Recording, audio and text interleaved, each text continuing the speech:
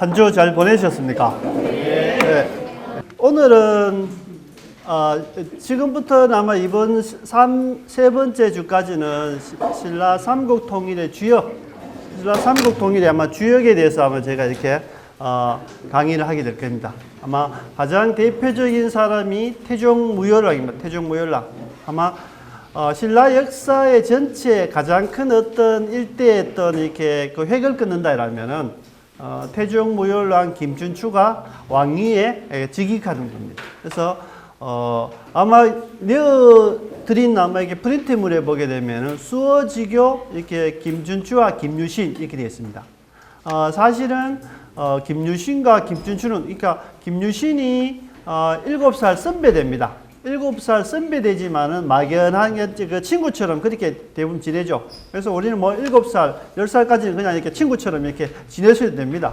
그래서 이제 그 수어지교라는 말이 물과 고기 같은 사이는, 물과 고기 같은 사이.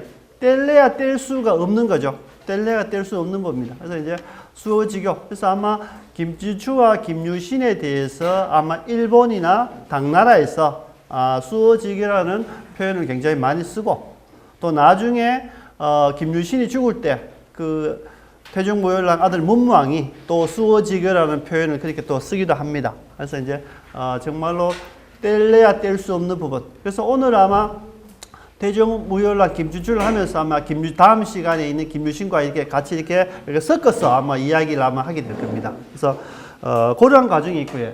그 다음에 우리가 문화유산 해설사가 되기 위해서는 정말로 이렇게 현장에서는 또는 이렇게 강의에서 굉장히 이렇게 쇼맨십이 있는 그러한 모든 사람들의 관심을 주목을 받을 수 있는 그러한 어떤 능력도 굉장히 중요하지만 또 그 능력에 앞서서 또 가장 중요한 것은 사실 역사 기록이 정확하게 어떻게 되어 있느냐, 그죠? 그게 정말 중요합니다. 그래서 우리가 수없이 많은 이렇게 문화유산 해설을 하게 되면서 대부분 그 자료가 삼국시대에 기록했던 삼국사기와 삼국유사고 그 이후에 이제 고려사, 조선왕조실록 이것을 그러니까 근본을 하기 때문에 오늘 짧은 시간이지만은 삼국사기와 삼국유사에 김춘추가 어떻게 기록되어 있는지를 한번 보도록 하겠습니다. 근데 대부분 사람들은 김춘추 이야기할 때 이 삼국사기에 있던 내용보다는 왕이 되기 이전에 대한 기록들이 굉장히 많은 관심을 가지고 있지만 우리가 사실은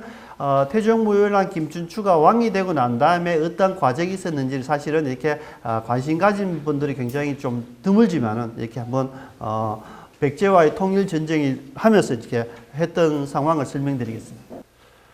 정말 대단한 것입니다. 태종무열왕이 왕위에 올랐다. 삼국사기 첫 번째 줄에 태종무열왕이 딱 되어 있습니다. 태종무열왕이 왕위에 올랐다. 그런데 이 태종무열왕이 왕위에 오르기까지 정말로 숱한 어려움과 고난, 그죠? 역경을 겪습니다. 이렇게 쉽게 이루어지는 것이 하나도 없습니다. 왜냐하면은 이 진흥왕이죠. 아마 신라 삼국 통일의 가장 이렇게 영토를 넓힌 사람이 그 진흥왕입니다. 진흥왕, 그죠? 우리가 진흥왕의 순수비, 그죠? 이런 것들을 보게 되면은 이 진흥왕이 얼마나 자기가 왕이 되고 이게 순행을 하면서 여기가 나의 영토다라고 산 꼭대기에 북한산 꼭대기에 그렇게 돌로 비를 새겨서 영토를 표현합니다. 그죠? 왕이 쉽게 이렇게 최고 전방에 가서 그렇게 순행을 하면서 비를 세우고 머물고 이렇게 군사를 독려하고 위문하고 이렇게 하기가 참 이렇게 어렵습니다. 진흥왕은 아마 혈기가 넘치고 아마 강력한 리더십이나 왕권이 있었기 때문에 아마 이렇게 행했던 것 같아요. 근데 불행하게도 진흥왕의 아들이 딱 2명이 있습니다. 2명. 그죠? 이렇게 동륜태조죠. 그러니까 아마 진흥왕이 아마 36년 동안 아마 제위했을 겁니다. 540년에서 아마 570년인데 아마 이게 36년 제위할 때 아마 3년째 쯤에 아마 이제 도준을 그 태자로 이렇게 명합니다. 근데 이제 태자가 죽습니다. 명하고 얼마 지나지 않았어.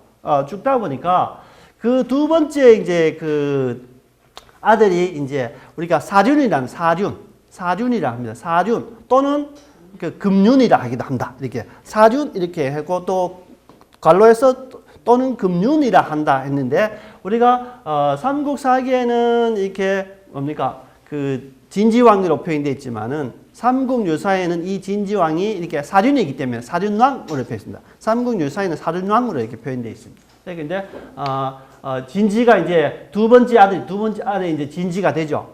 이 진지가 왕위에 오르는데 이 사람이 4년 만에 이제 그 권력을 박탈당합니다. 그러니까 이제 삼국사기에는 4년 만에 왕이 죽었다. 4년 만에 이렇게 왕이 이렇게 죽습니다. 이렇게 그 병으로 이렇게 죽게 되는 부분인데 죽었다라고 되어 있는데 삼국유사에는 뭡니까? 그 황금정난으로 해서 폐위되었다 이렇게 있어요. 폐위되었다 이렇게 되어 있습니다. 그래서 이제 아마 정치가 어지럽고 황금 굉장히 문란하게 이렇게 정치를 했다. 그죠? 이렇게 대부분 행동했다. 이렇게 되기 때문에 이제 폐위됐다. 이렇게 대부분 이렇게 하죠. 그래서 아마 우리가 역사적인 의미의 행간을 보게 되면 그 삼국사기는 왕이 폐위됐다는 표현이 아마 좀 쓰기가 아마 좀 지금 제 생각입니다. 쓰기가 좀 어려우니까 아마 삼국유사 죽었다 했고 아마 삼국유사가 아마 그 역사적인 시대 상황을 보게 되면 훨씬 더 이렇게 가까울 수가 있다는 생각이 듭니다.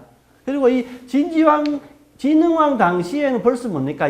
형제 상속이 아니고 이 그 장자산송이 이게 완성되는 그런 단계에 있었어요.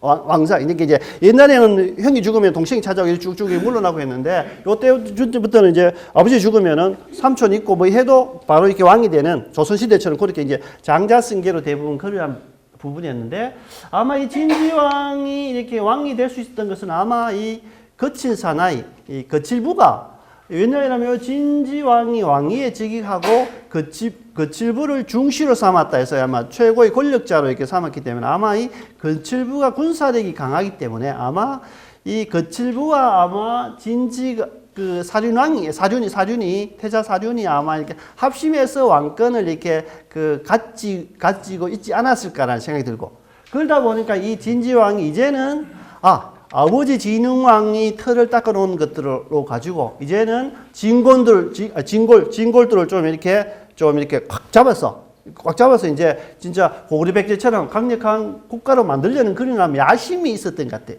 근데 아마 결국은 진골들에게 아마 이렇게 쫓겨나는 아마 아직까지는 그 뭡니까 왕권하고 이렇게 진골 세력하고 이렇게 맞붙은 사이에서 아마 진골 세력이 좀 강했던 것 같아요. 그래서 아마 이 진지가 아마 이렇게 4년 만에 폐위되고 정치를 잘못한다는 황금정난으로 해서 이제 폐위되고 드디어 누가 이제 진평왕이 됩니다. 진평왕 4년 마치고 진평왕이 되는데 이 진평왕이 누구냐라면은 진지왕 첫 번째 아들 동륜의 아들입니다. 동륜. 그러니까 사실 보게 되면 진지왕이 없었다라면은 바로 진평, 그죠? 바로 진평왕이 되었을 건데 요 4년 동안 없고 이제 진평왕이 이제 그 아마 진골들이 아마 추대로 행태를 해서 아마 왕위를 이어받았을 것 같습니다. 그러니까 이제 이 진평왕은 또한 36년 굉장히 깁니다. 이 진흥왕과 진평왕이 굉장히 오래 이렇게 하는 부분인데 아마 진평왕이 아마 신라 역사에서 물론 초기에 물론 박해일 수도 있습니다만 그런 기록을 뺀다 이라면은 53년 한 53년. 그러니까 진평왕. 그러니까 이 53년을 하다 보니까 제 생각입니다. 그러니까 이 아마 진평왕이 아마 이렇게 53년 하다 보니까 자기 경험에 아버지가 바로 나를 왕위로 물러줄 수 있는 직계 체제를 만들었으면은 좀 괜찮을 건데 나도 바로 아들이 있으면 바로 직계를 물려줬으면 좋겠는데 이 아들이 없단 말입니다. 아들이. 그러니까 아들이 없고 지금 이렇게 삼국사의 기록에 보게 되면은 아마 딸 2명이 있대. 딸 2명. 딸 2명이 아마 이제 선덕여왕, 그죠? 덕만공주, 그죠? 덕만공주가 그다음에 그래갖고 이제 덕만공주가 아들이 첫 번째 딸이고 두 번째 딸이 뭡니까? 누구죠? 천명이죠.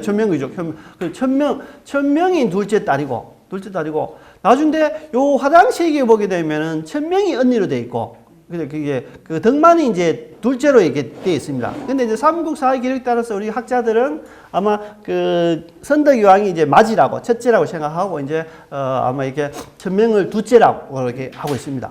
그리고 아마 셋째는 우리가 이제 백제무왕이었던 선화공주. 선화공주는 이제 기록에는 없습니다. 기록에는 없는데 왜 아마 이 선하공주가 역사적 인물인지 아닌지는 굉장히 논란이 많이 있죠. 그렇다고 해서 우리가 선하공주의 설화가 전혀 근거가 없다는 생각은 하시면 안 되는 부분이고, 왜냐하면 이때 당시에는 아마 고구려 백제 신라 간에 굉장히 큰 삼국 전쟁이 있었지만은 신라 그 백제 간에는 이렇게 왕족들끼리 결혼을 합니다. 그래서 그때 당시에 그 백제 그 왕과 결혼할 때 이제 신라의 비지의 딸, 이렇게 비지가 높은 관직에 있는 사람, 비지의 딸을 이제 백제 왕에게 시집 보냈다는 거기 때문에 아마 그 비지의 딸이 우리가 이야기하는 선하공주가 아니겠나라고 이제 학자들은 뭐 각기 견해를 내고 있습니다. 그래서 이제 실질적으로는 이 진평왕의 딸을 삼국사기에는 덕망과 이렇게 천명이 두 공주가 있고, 세 번째 선하공주는 약간 설화가 가미되어 있고, 이렇게 다른 역사 기록에 설화가 가미된 그렇게 합니다. 그래서 이제 일반적으로 우리가 세 명의 공주가 있었다 이렇게 안내자들은 그렇게 설명합니다. 사실은 그렇게 딱 되어 있다는 부분이고요. 그 다음에 이게 이렇게 되다 보니까 진평왕이 딸 2명이 딱 있는데, 딸 2명이 있는데 이거를 딱 이렇게 물려주려니까 지금까지는 여성이 왕이 된 경우가 없으니까, 여성이 왕이 된 경우가 없으니까 굉장히 어떻습니까? 자기가 무리수를 둔다는 생각을 굉장히 많이 하죠. 그래서 아마 이 진평왕이 53년 동안 정치를 하면서 꾸준히 후계 구도를 아마 이렇게 염두에 뒀을 겁니다. 오늘날 우리가 북한에서 보면 김정은이 자기 딸 이게 김주영인가 맞는지 안 맞는지 사실 모르겠습니다만 그 김주영을 해갖고 이제 혹시나 자기의 장자 승계가 안 됐을 때 혹시 여성으로 대리로 이렇게 하는 것들을 이제 이렇게 정치 시범 삼아 그렇게 많이 하죠. 그래서 아마 그때 당시 아마 이 진평왕이 아마 선덕을 아마 이렇게 왕위를 시키려고 이렇게 굉장히 많은 노력을 했을 겁니다. 아마 그러한 내용이 아마 그 화랑세기에 이렇게 화랑세기의 진위 여부 논란이 있습니다만 거기에 어떻게 표현되냐면은 아마 없으니까 그 선덕에게 아마 용춘과 또 용수에게 이게 두 번 결혼을 권합니다. 이제 결혼을 권하죠. 이제 그런데 결국은 이제 그것이 이제 삼국사기에는 이제 그 기록이 없는 부분이고요. 그래서 이제 그런 부분인데 그 진평왕이 딸이 이제 선덕이 이제 불교적인 힘으로 이제 여왕이 됩니다. 우리 종자는, 우리의 핏줄은, 우리의 뼈대는, 이 뼈 있는 성구, 우리 종족의 종자는 뭐냐? 그 찰제리종이라 해서 불교의 석가모니의 뼈대를 타고났기 때문에 우리는 신성한 가족이다. 그렇기 때문에 딸, 아들 이런 것이 문제가 되지 않는다. 이렇게 해서 이제 53년 기반을 통해서 이제 선덕의 왕을 첫째 딸을 이렇게 왕으로 이렇게 물려주죠. 이때도 분명히 반대가 심했을 겁니다. 그런데 이제 이후에 선덕이 되고 선덕이 늘상 이렇게 이야기했죠. 한 40 정도에 해서 아마 그 왕위를 물려받았기 때문에 아버지가 53년 제외했고 그 전에도 있으니까, 그죠? 굉장히 딸이 나이가 많았을 겁니다. 그러니까 40대 정도 약간 초중반 정도 때 여왕이 되다 보니까 그때는 신라인들의 평균 수명이 한 40 정도 돼서 평균. 그러니까 이제 김유신 같은 사람은 70도 살고 더 산 사람도 있지만 또 일찍 죽은 사람도 있죠. 그래서 이제 그렇게 되면은 아마 노인, 어른쯤 되는 사람이다 보니까 삼국사기에 성조황고, 그러니까 성스러운 우리 조상의 할미 곧잘 씁니다. 할머니가 나이가 40 정도 되니까 할머니 이렇게 보통 표현하죠. 그래서 이제 그렇게 하다 보니까 이 병을 늘 가지고 있습니다. 선덕여왕이 보게 되면 황룡사 가서 백고자를 했다. 건강을 위해서 여러 가지 있습니다. 그래서 아마 이 선덕여왕이 어떻습니까? 내가 죽으면 자기가 지병이 있으니까, 오랫동안 지병이 있으니까 내가 죽게 되면은 내 무덤을 어디에 묻습니까?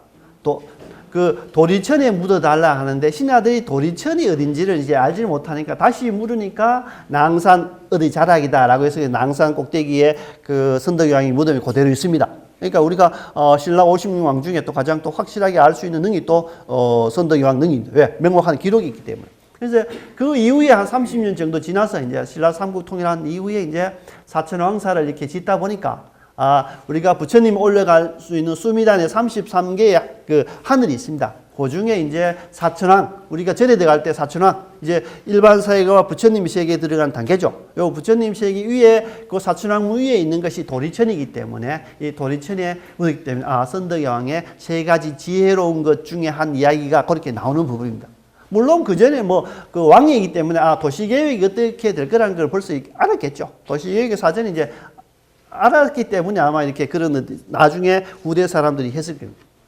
제 생각입니다. 그래서 이제 선덕이 되고 난 다음에 이게 선덕이 딱 되니까 그래도 이 선덕여왕이 되니까 선덕여왕을 보호해 줄 수 있는 그 보호 이렇게 백이 있어야 되니까 그래서 선덕여왕에게 이제 흔히 이야기죠. 선덕여왕은 결혼을 했습니까, 선생님? 이렇게 물으면은 선덕여왕도 당연히 결혼했을 거다. 결혼했을 거고 단지 이제 삼국사기에 결혼했다는 기록이 없고 자식이 있다는 기록이 없다 뿐이지 대부분 보게 되면 당연히 여왕이라 해서 뭐 혼자 살지는 않았을 것이다. 그리고 삼국사기에 그 나중에 보게 되면은 여왕은 뭡니까? 삼서지제 세 번의 남편을 맞이할 수 있다라고 한 걸 보게 되면은 뭐습니까? 첫 번째, 두 번째 왕의 부인이 있었다는 걸 볼 수 있죠. 그래서 이제 그 첫 번째 이제 남편이 이제 용수죠, 용수. 두 번째가 이제 용춘인데 삼국사기에는 그 용춘이 곧 용수라 부르기도 한다. 이게 이제 같은 광명이인이라 생각하고 있고 화랑시기 같으면은 용수가 형의 용춘이고 별개의 사람으로 되어 있습니다.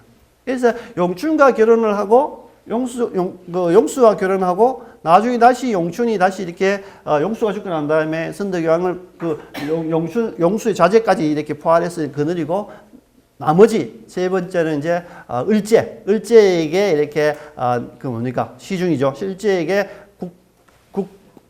나라 일을 맡겠다 이렇게 되어 있습니다. 그래서 아마 이렇게 세 번의 결혼을 했을 것이다라고 이렇게 하는 부분인데 그 결혼 여부는 사실 우리가 명확하지 않습니다. 자식도 없고 이런 부분은 우리가 선덕여왕의 화랑시기 같은데 그런 부분들이 돼 있고 우리가 일반적으로 했을 때는 결혼은 당연히 했을 것이라는 생각을 했는 부분인데 이제 자식도 없고 하니까 그런 부분이 불명확하다라고 이제 보시면 되고 상황이 이제 이런 걸 아셔야 또 뭐 설명을 할 때 아마 될 것 같습니다. 그죠? 선덕이고. 그러니까 이제 선덕이 역시 뭡니까? 이을 수 있는 자식이 없기 때문에 또 여왕이 또 있는 것이 아니고 하다 보니까 이제 사촌 여동생, 그 다음에 왕위 계승권을 물려줄 수 있는 사람이 사촌 여동생 이제 진덕밖에 없습니다. 그러니까 이제 그 진덕에게 이렇게 왕위를 이렇게 물려주려 하죠. 근데 이제 어떻습니까? 벌써 이때 이제 선덕이 몸이 아프고 자기 죽을 정도로 이렇게 심각한 병이고 하다 보니까 이 월성에서 거주하지 않습니까? 지난번 답사했던 월성에서 궁궐에서 본인이 아프고 이렇게 하니까 후계자도 정해되고 이렇게 해야 되는 사이에 아마 김유신과 김주가 바로 아마 김준추가 왕위를 바로 물려받을 수 있는 그런 아마 이렇게 상황이 안 되었을 가능성이 높습니다. 그래서 이제 다시 김준추와 아마 김유신이 이제 아마 그 안전장치로 아마 진덕의 왕을 아마 이렇게 왕위로 이렇게 삼게 했는데 요 과정에서 아마 이러한 작전들이 뭡니까? 비담에게 노출됐겠죠. 비담에게 아마 노출되다 보니까 비담이 아니 지금 선덕이 왕이 왕위에 올랐지만은 지금은 굉장히 우리에게 문화유산이 선덕여왕한테 많이 남겨져 있지만은 그때 당시에 국제정치라든지 나라의 어떤 위급한 상황이라든지 방어라든지 이런 걸 생각하면은 선덕여왕은 어쩌면서는 뭐 좀 이렇게 힘들었던 왕다운 왕이 아니었다고 볼 수가 있습니다. 물론 뭐 그 당당한 김준추와 김유신을 이렇게 데리고 있었기 때문에 또 어떤 면에서도 뛰어난 왕이기도 하지만은 일반 사람들이 보거나 정치에 아주 밀접해 있던 사람들이 봤을 때는 왕의 능력에 대해서 아마 의심했을 수도 있을 겁니다. 그러니까 아니 중국 당나라에서도 그렇고 우리의 여왕에 대해서 굉장히 평가하는 부분이 있는데 또다시 여왕을 모신다는 것은 그렇지 않을까라고 생각해서 아마 비담이 아마 그 여군주는 나라를 정치를 잘 할 수 없다라고 해서 아마 비담과 염종이 아마 난을 일으키지 않았나 생각합니다. 그런데 아마 요 내용의 기록 가운데 중에서 아마 진덕여왕의 왕위를 반대했는데 기록은 아마 선덕여왕에 이렇게 옮겨가지 않았나. 왜냐하면은 난이 보름 동안 15일 동안 난이 있습니다. 그 명월성하고 월성하고 사이에 지난 시간에 보면 거리가 뭐 한 2, 3km 직선은 밖에 안 되고 거기서 뭡니까? 왕왕 소리 내면은 월성까지 들린다 했습니다. 그러다 보니까 아마 그 진덕왕이 아마 이렇게 되는 것을 아마 이렇게 반대하는 의미에서 이렇게 비담이 난을 일으켰을 가능성이 제가 이렇게 그 공부를 하다 보면 그런 것도 하나의 견해가 될 수 있겠다는 생각을 합니다. 이제 그런 부분이죠. 그러니까, 이 가운데 중에, 그죠? 뭡니까? 아버지 진지왕이 아들이 바로 폐위에 되지 않았다라면 누가 왕이 됩니까? 용춘이 왕이 됩니다. 용춘이 바로 왕이 되는 부분이죠. 왕이 되는 부분인데 이 용춘이 어떻습니까? 용춘이 왕이 되어야 돼 불구하고 이 진평왕 아닙니까? 그러니까 이제 진평왕이 용주 삼촌이 돼요. 삼촌. 그죠? 삼촌이 되는 거죠. 아버지하고 형제니까 이제 그러니까 진평왕의 삼촌이 되니까 이제 삼촌을 이제 아주 이렇게 왕이 바뀌었으면 애를 없애거나 귀양을 보내거나 죽여야 되는데 그때 당시에는 가족끼리 모든 정치를 해야 되기 때문에 뭐 김정은이가 죽었다 해서 동생을 죽이고 이렇게 하지는 않을 겁니다. 분명히. 아마 권력을 유지해야 되기 때문에. 그래서 아마 이 진평왕이 용춘을 굉장히 이렇게 뭡니까? 총애합니다. 총애하고 오늘날 같은 뭐 병부령 같은 거, 그죠? 국방부 장관 같은 그런 역할을 굉장히 많이 이렇게 주죠. 주고 나중에 이렇게 그 선덕여왕이 용춘과 결혼했다는 이런 이야기에 나오는 것이 뭡니까? 그러니까 오촌이죠, 오촌 아재하고 이렇게 그 선덕여왕이 결혼하는 건 용춘하고, 그죠? 용수도 그렇고, 오촌 아재가 되는 부분이죠. 그래서 이제 그런 부분이 아마 이런 부분들이 아마 이렇게 그 뒤에 이렇게 배경이 돼서, 백그라운드 배경이 돼서 아마 선덕을 지켜주지 않았나라는 데 생각하죠. 그래서 이제 이 용춘은 뭡니까? 선덕 당시에 뭡니까? 아마 욕심을 부렸다라면은 아마 왕이 될 수도 있었으리라 생각을 합니다. 왕이 될 수도. 그러니까 왜 여왕에 대한 반대가 굉장히 심한 이런 부분이고 물론 이 가운데서 죽습니다만은 그러니까 이제 용춘이 이렇게 그 되다 보니까 아마 인내하고 참습니다. 용춘이 제가 봤을 때는 아마 아버지가 폐위되지 않았다면 당연히 내가 왕위를 물려받아야 했는데도 불구하고 왕위에서 이렇게 뭔가 강등돼서 이제는 선골에서 진골로 한 단계 내려앉죠. 그러니까 그 울분이라든지 그 부분이 있지만 그래도 참고 견딥니다. 왜? 자기 아들의 세계가 올 때까지 밑바탕을 깔아주는 거죠. 내 아들은 내처럼 살지 마라 이렇게 하는 게 아니고 내처럼 살지 마라 이렇게 하는 게 아니고 내의 길을 가라 이렇게 이야기합니다. 왜냐하면은 이 용춘, 용수, 뭐 그 덕만 이런 그 선도가 덕만입니다만 덕만 이렇게 사람들의 명칭, 뭐 비담 이런 명칭들 다 불교식 이름이에요. 불교식 이름인데 이 춘추란 이름, 용수가 아버지가 아들에게 이름 준 이 춘추란 이름은 아주 상징적 이름입니다. 상징적 이름. 그러니까 이제 춘추라는 것이 뭐냐면 노나라의 중국 그 춘추 시대의 노나라의 역사책이 춘추입니다. 춘추인데 이 2500년 전에 공자가 뭡니까? 공자가 노나라 사람입니다. 이 노나라다 보니까 이 춘추에 있는 역사책에 있는 그를 뭡니까? 중요한 내용을 이렇게 빼와서 교훈이 될 만한 걸 아니면 이런 걸 빼와서 이렇게 춘추를 이렇게 그 빼와서 이제 그 오늘날 같은 역사 비평서죠. 중요한 내용을 삼국사기 같은 삼국사기의 내용을 쭉 뽑아와서 뭐 삼국사기 이런 식으로 짓습니다. 그러니까 그러다 보니까 이 춘추라는 노나라의 춘추라는 역사책이 없어집니다. 사라집니다. 사라지고 전해져 오는 것은 이 춘추에서 아주 핵심만 뽑아서 비평했던 역사서적인 뭡니까? 이 공자의 이게 춘추가 있으니까 오늘날 춘추이라면은 그 역사책이라고 생각하지만 사실은 어떠면은 원래 춘추에 그 뽑아서 그 역사를 비평하고 자기의 생각을 그러니까 그 역사학자들은 자기의 생각을 넣으면 안 되죠. 역사책에는 자기의 생각을 넣으면 안 됩니다. 근데 이제 그 춘추는 어떻습니까? 공자는 자기의 생각을 넣기 때문에 어떤 사람들은 역사가로 봤을 때는 역사책이 아니다. 또 이렇게 이야기하는 학자도 있지만은 일단 자료가 내려오기 때문에 우리 흔히 막 춘추 역사책이라고 보통 표현하죠. 역사 비평서지만은 그 기록이 그 역사적인 사실이기 때문에 역사 이렇게 합니다. 근데 춘추입니다. 근데 예전에는 오늘날처럼 추나추동, 봄, 여름, 가을, 겨울 이렇게 구분하지 않습니다. 예를 보면은 춘추, 그러니까 봄과 가을로가 대부분 합니다. 춘추. 그러니까 우리가 대부분 1년을 나타낼 때 예전에는 요즘은 연세가 얼마 되십니까? 이렇게 하지만은 옛날 사람들은 뭐랍니까? 춘추가 어떻게 되십니까? 이게 한 해를 나타내는 것은 이제 춘추라니까 양쪽으로 나눕니다. 춘추가 어떻게 되십니까? 그러면 요즘 춘추가 어떻게 되십니까? 그러면 아주 옛날 사람이네 이렇게 합니다. 그러니까 이제 뭐 연시에 좀 이렇게 뭐 예스러운 표현이죠. 그러니까 그러다 보니까 그런데 어느 시간 지나서 이제는 세분화되어서 이제 춘추, 그 다음에 하동, 여름하자, 겨울동자 이렇게 춘추와 하동을 구분하죠. 근데 요즘 오늘 나와서 이제 세분해서 봄, 여름, 가을, 겨울 하다 보니까 추나추동 이렇게 대부분 표현합니다. 그래서 이제 그 춘추는 1년의 해를 나타내는 그 부분이다 보니까 그리고 그 중국의 그 역사, 중국의 모든 역사 공자 때부터 모두 중심이 되니까 공자의 인사상부터 쭉 중심이 되다 보니까 이 공자를 아주 이렇게 중국의 역대에서 가장 이렇게 중요하게 모십니다.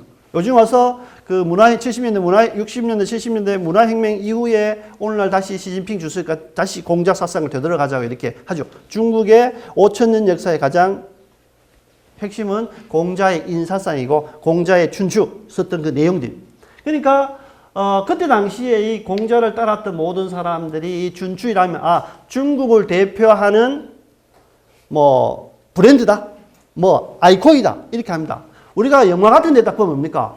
야, 아놀드 슈왈츠입니까? 이거 지금 발음이 안 되네. 슈왈츠 제네거. 그러니까 그 사람 딱 이야기 뭡니까?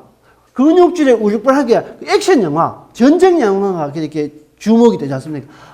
그러면 뭡니까? 율브린너. 율브린너. 제가 첫 번째 어렸을 때 봤더니 머리 빡빡하고 율브린너 하면 뭡니까? 율브린너 하면 서브 영화. 이게 대부분 표현이죠. 그러니까 이제 그 사람들만 딱 하면은 율브린너가 그 뭐 러브 스토리나 멜로 드라마를 하기는 안 어울리지 않습니까? 그래서 율브린너라면 서브 영화다는 우리가 머릿속에 딱 박혀 있듯이 이 동양의 모든 사람들 춘추이란 뭡니까?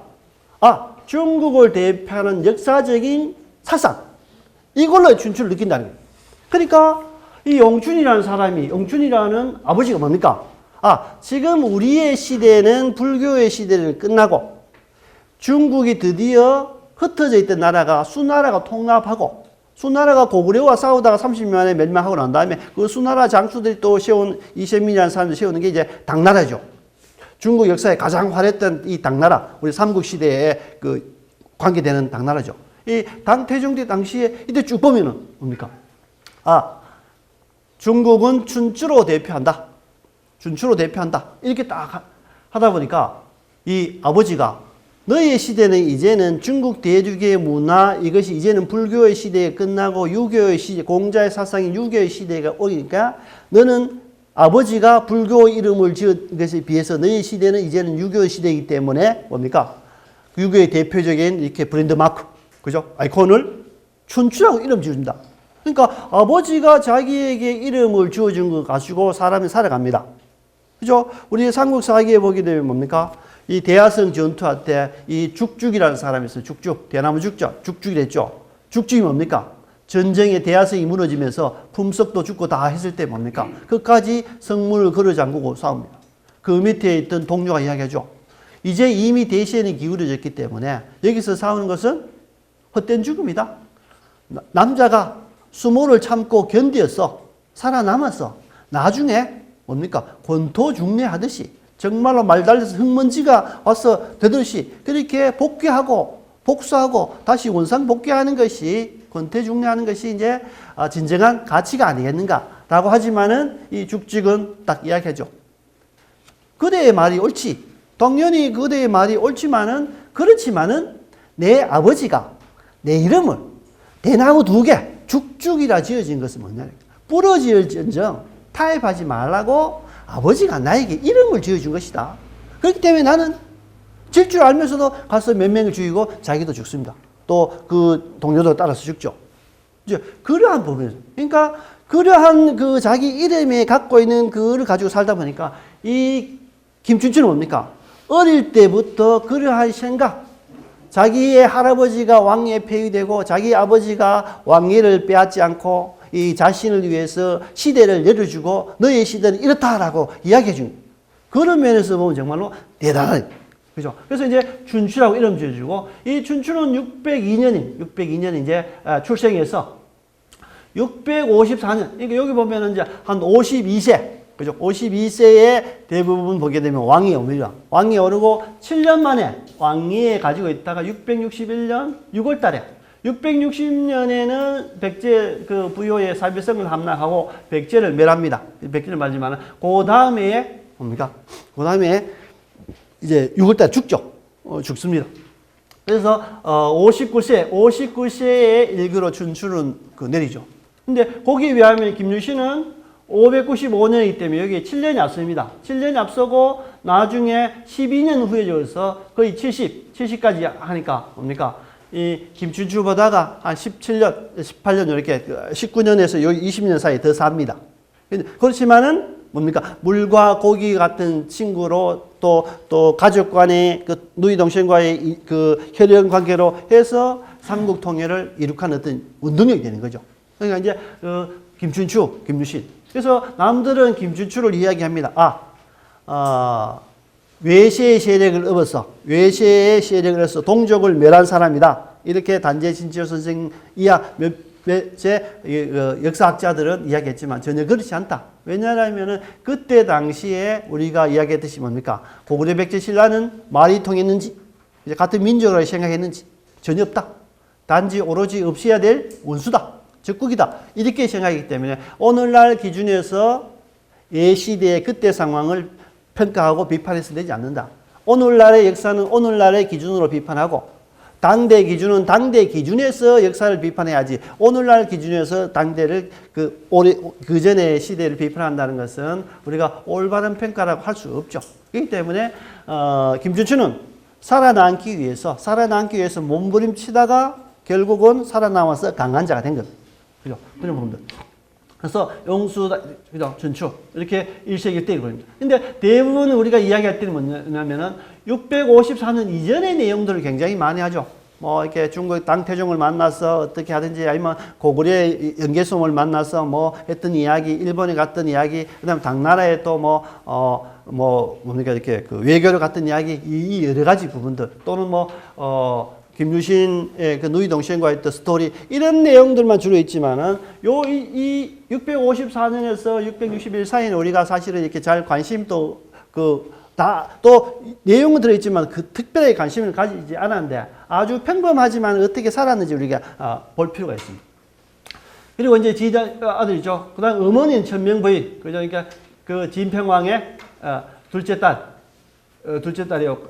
진평의 딸이고 왕비는 문명부인 여기 각간 서인입니다. 각간 여기 이제 최고 높은 직지죠. 대각간도 있습니다. 대각간 김유신 같으면은 각간이 최고 높 17관동 중에 각간이 최고 높죠. 그런데 이제 김유신 같은 사람은 어떻습니까? 각간이 최고 높은데도 좀 더 크게 하기 위해서 무슨 자를 붙입니까? 대각간. 대각간은 관직이 없습니다만은 김유신이 대각간 이렇게 붙이죠. 대각간 붙이고 또 대자를 붙였는데 좀 더 붙이자. 앞에 뭐 붙입니까? 태 붙이면 태. 대나 같은 말인데 태 붙이죠.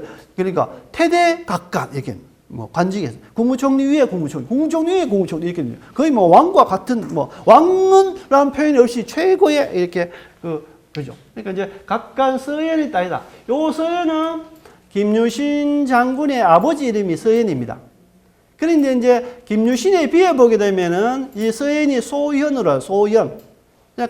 그래서 이제 삼국상에 이제 나중에 그 다음 시간에 김유신 하면 나옵니다. 혹시 서연과 소 그러니까 원래 이름이 어떤 건지 알지 못해서 두 개를 기록해 둔다. 이렇게 이제 표현했습니다. 그러니까 이제 서현, 김유신 딸, 이제 김유신의 그 동생이죠. 그러니까 김서현의 딸이다. 그죠? 가야김씨입니다. 가야김씨. 요즘 다 신라김씨로 표현합니다만은, 이렇게 가야김씨.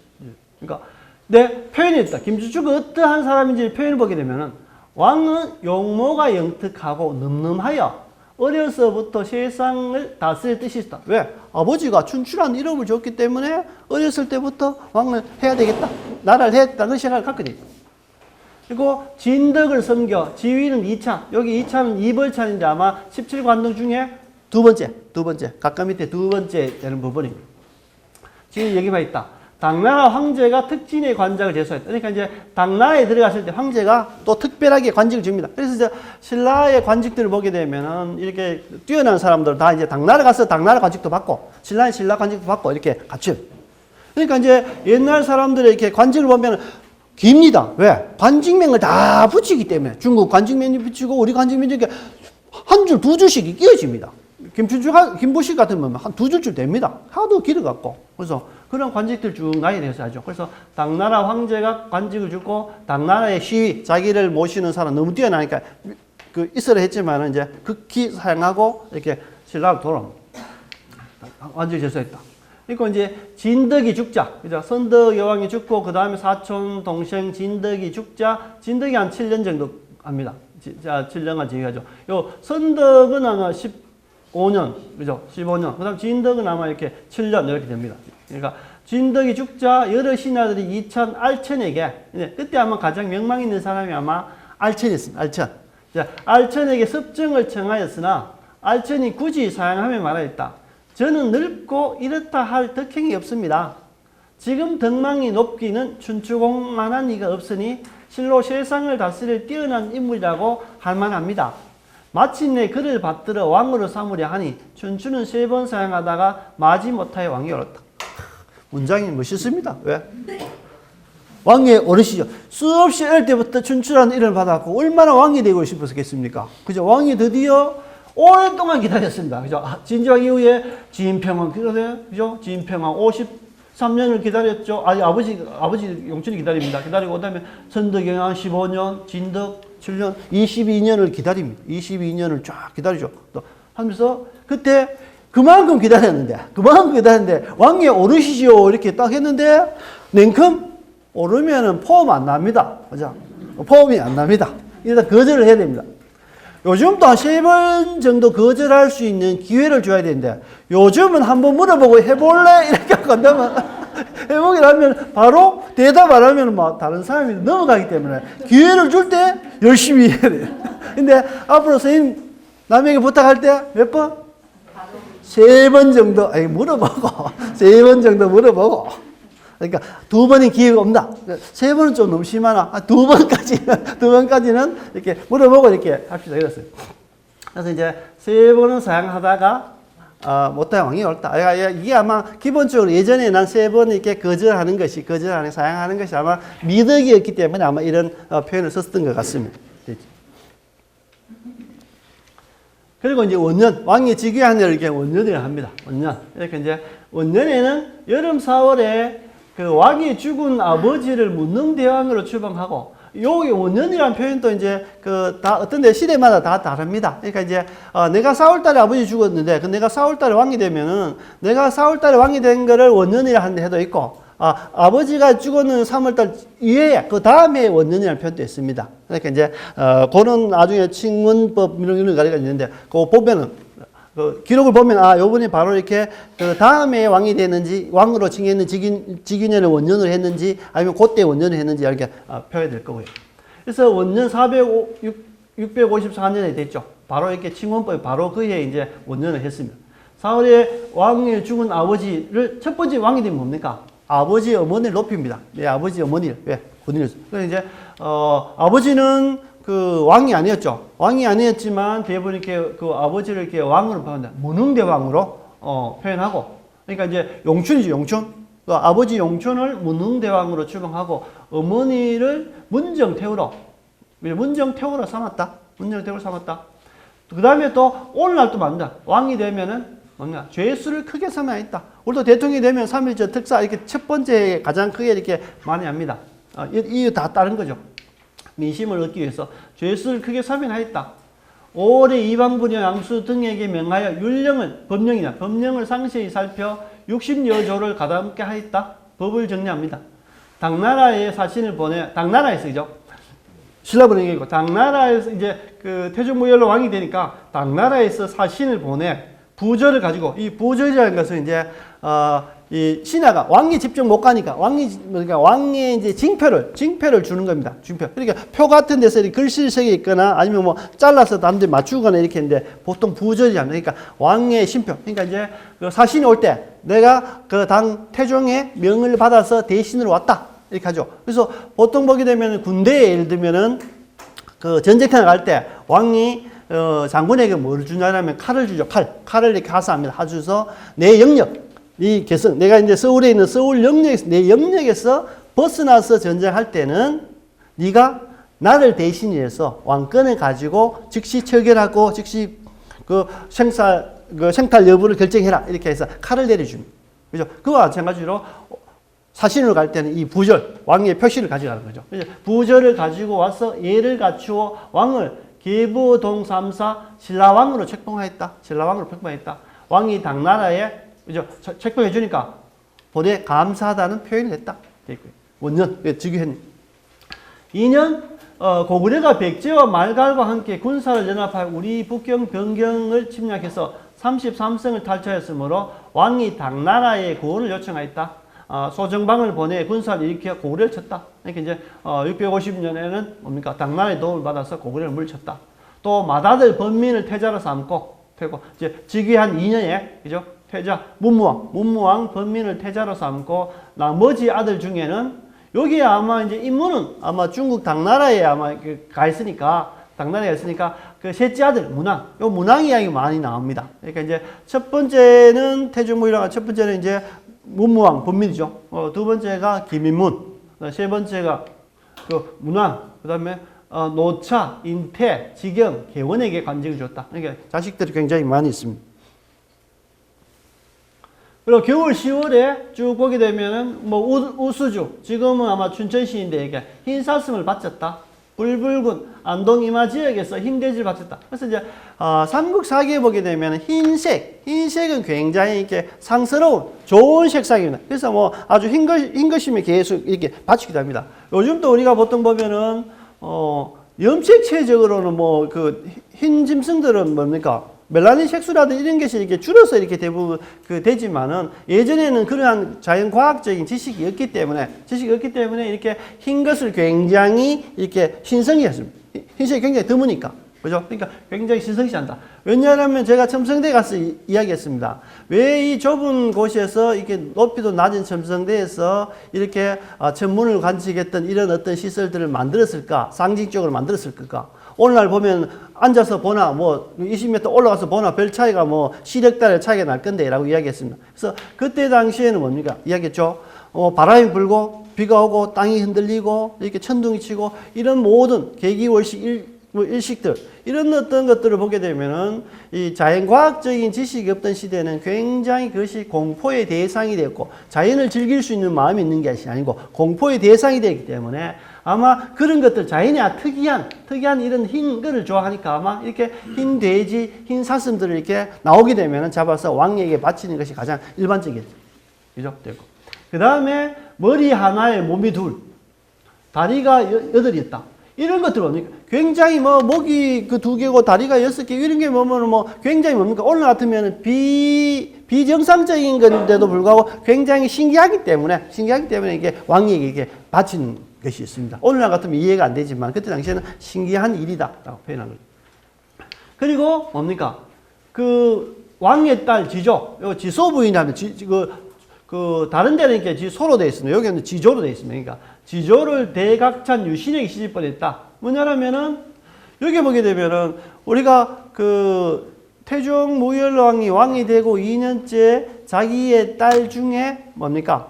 딸을 김유신에게 이제 시집 보내죠. 그러니까 사실은 그 태종 무열왕의 그 왕비가 우리가 그 김유신의 뭡니까? 누이 동생이다. 그죠? 그 여동생입니다. 그 여동생인데 그 여동생의 그 딸을 다시 뭡니까? 삼촌에게 시집 보내는, 삼촌에게, 이게 그 외삼촌에게 시집 보내는 그런 형태가 됩니다. 그죠? 그래서 이제 그 여신에게 보내는데, 왜냐면 태종 무열왕이 왕이 2년이면은, 그죠? 나이가 상당히 많습니다. 그리고 그때 당시에 뭡니까? 이 김유신이 태종 무열왕 보다가 어때? 7살이 많다 했습니다. 7살이 많기 때문에. 그럼 요 나이를 따지면 61세쯤 됩니다. 근데 61세쯤 돼서 이 지수부인과 사이에 5명씩 이렇게 났습니다.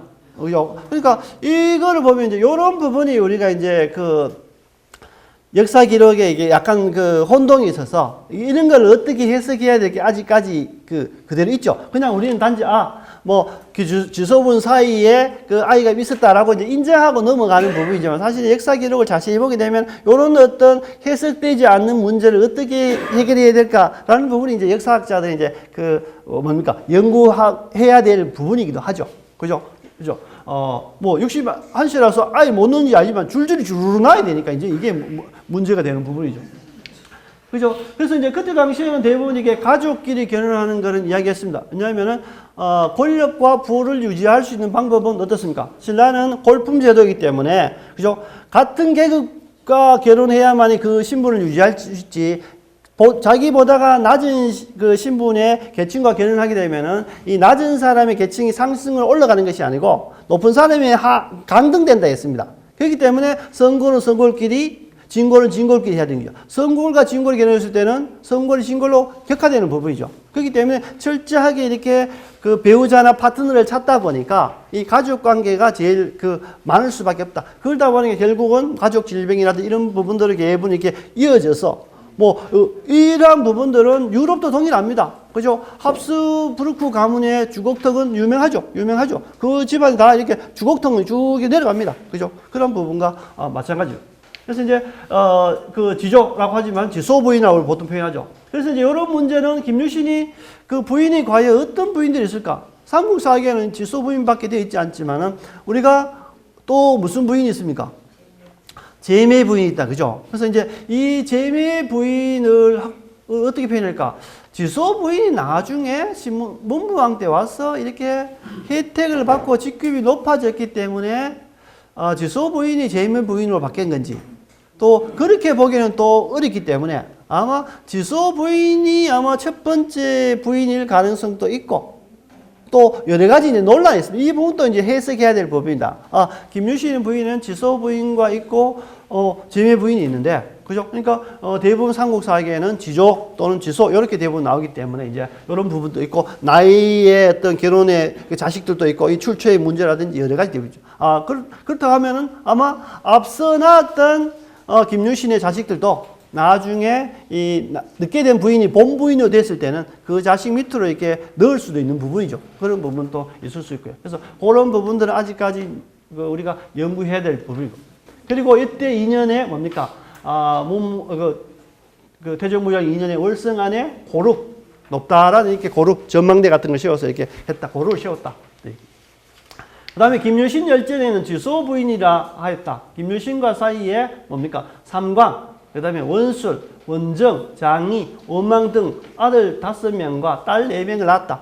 그죠? 그러니까 이 9명을 넣은 겁니다. 그죠? 68시 이후에. 그러니까 김유신이 죽은 후 지소 부인은 머리를 깎고 승려했다. 요건 나중에 원술 때문에 이야기를 제가 그 김유신 때 이야기하도록 하겠습니다. 그리고 3년이 뭡니까? 김문이 당에 돌아와 마침내 군주가 되어 임명되어 장산성, 우리 경산에 있는 장산성을 쌓았다. 그러니까 김문이 거의 평생, 거의 그 수치를 따지면 20몇 년쯤 됩니다만 전체 인생을 따지면 60인생이 거의 한 절반가량 왔다 갔다 길까지 다 포함하면은 그 중국의 볼모로 가 있는 것이 거의 아마 인생의 절반 정도가 됩니다. 그죠? 당나라 사람이라 해도 과언이 아닐 정도로 그만큼 볼모로 잡혀가 있는 세월이 길죠. 그리고 이 김인문만 볼모로 가 있는 것이 아니었고 나중에 뭡니까?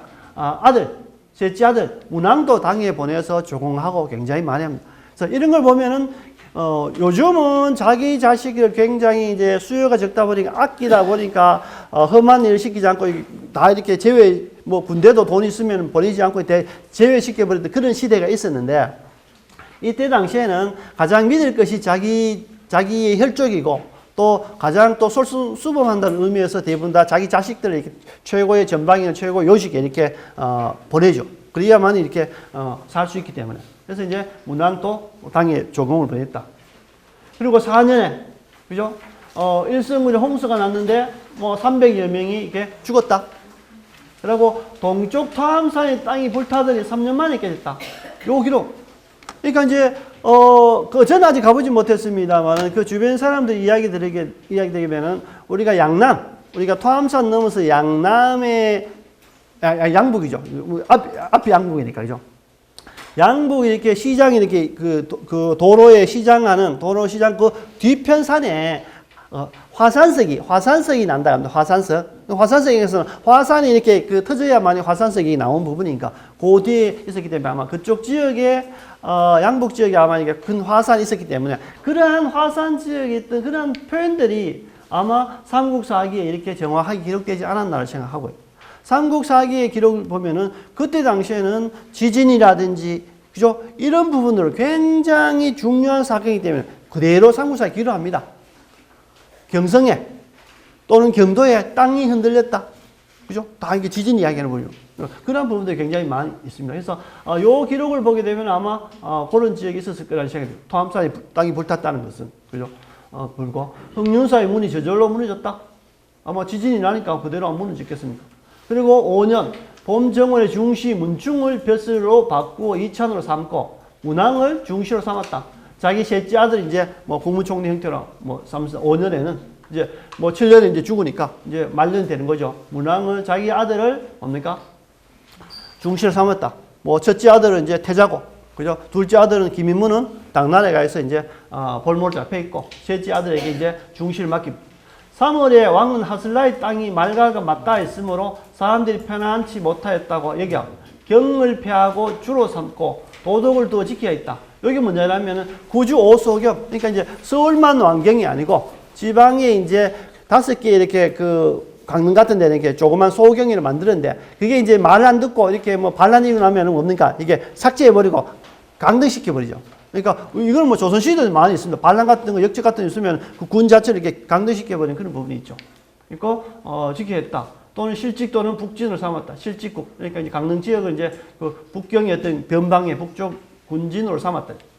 6년에는 하슬라주의 흰쉐, 아까 좀 전에도 흰쉐였습니다. 흰쉐를 바쳤다.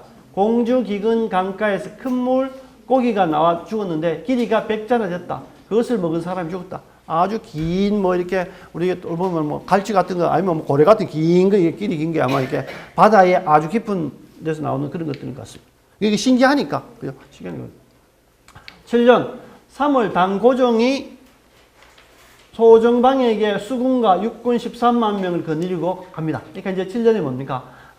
야, 백제의 내용을 보니까 백제가 내분이 일어나고 막 시끄럽고 의정왕이 막 그 술 먹고 잘 놀더라. 이제 정보를 딱 하니까 이제 칠 기회다 싶어서 이제 김인문을 당나라에 보내서 이제 그 군사를 백제 치는데 도와주십시오. 이렇게 합니다. 5분 후에 쉬도록 하겠습니다. 그리고 백제를 치게 했다. 그죠? 그러니까 당고정이 그죠? 소정방에게 그러니까 이제 원래 뭡니까?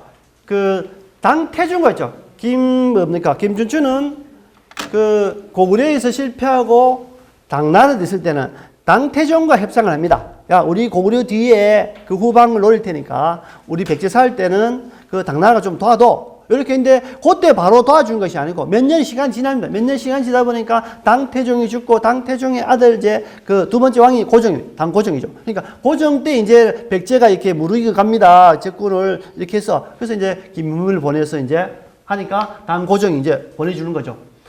수군과 육군 13만 명을 보내주고 백제를 치게 했다. 또 직명으로 그러니까 우리가 고정이랍니다. 내 소정방에게 수군과 육군 13명 보내서 백제를 칠 테니까 너 그 왕 신라왕 그 태종무열왕은 우의도 행군 총관으로 삼아 군사를 거느리고 응원하게 됐다. 그러니까 태종무열 니도 와서 우리의 우의 장군이기 때문에 니도 이제 합류해라 이렇게 표현하죠. 그리고 그때 뭡니까? 드디어 이제 3월 달에 이제 당 고정이 명령을 내립니다. 그런데 이제 여름 5월 26일에 왕이 유신, 김유시죠. 진주, 천전 등과 함께 군사를 거느리고 서울을 출발하여 6월 18일에 남천정이 다다랐다.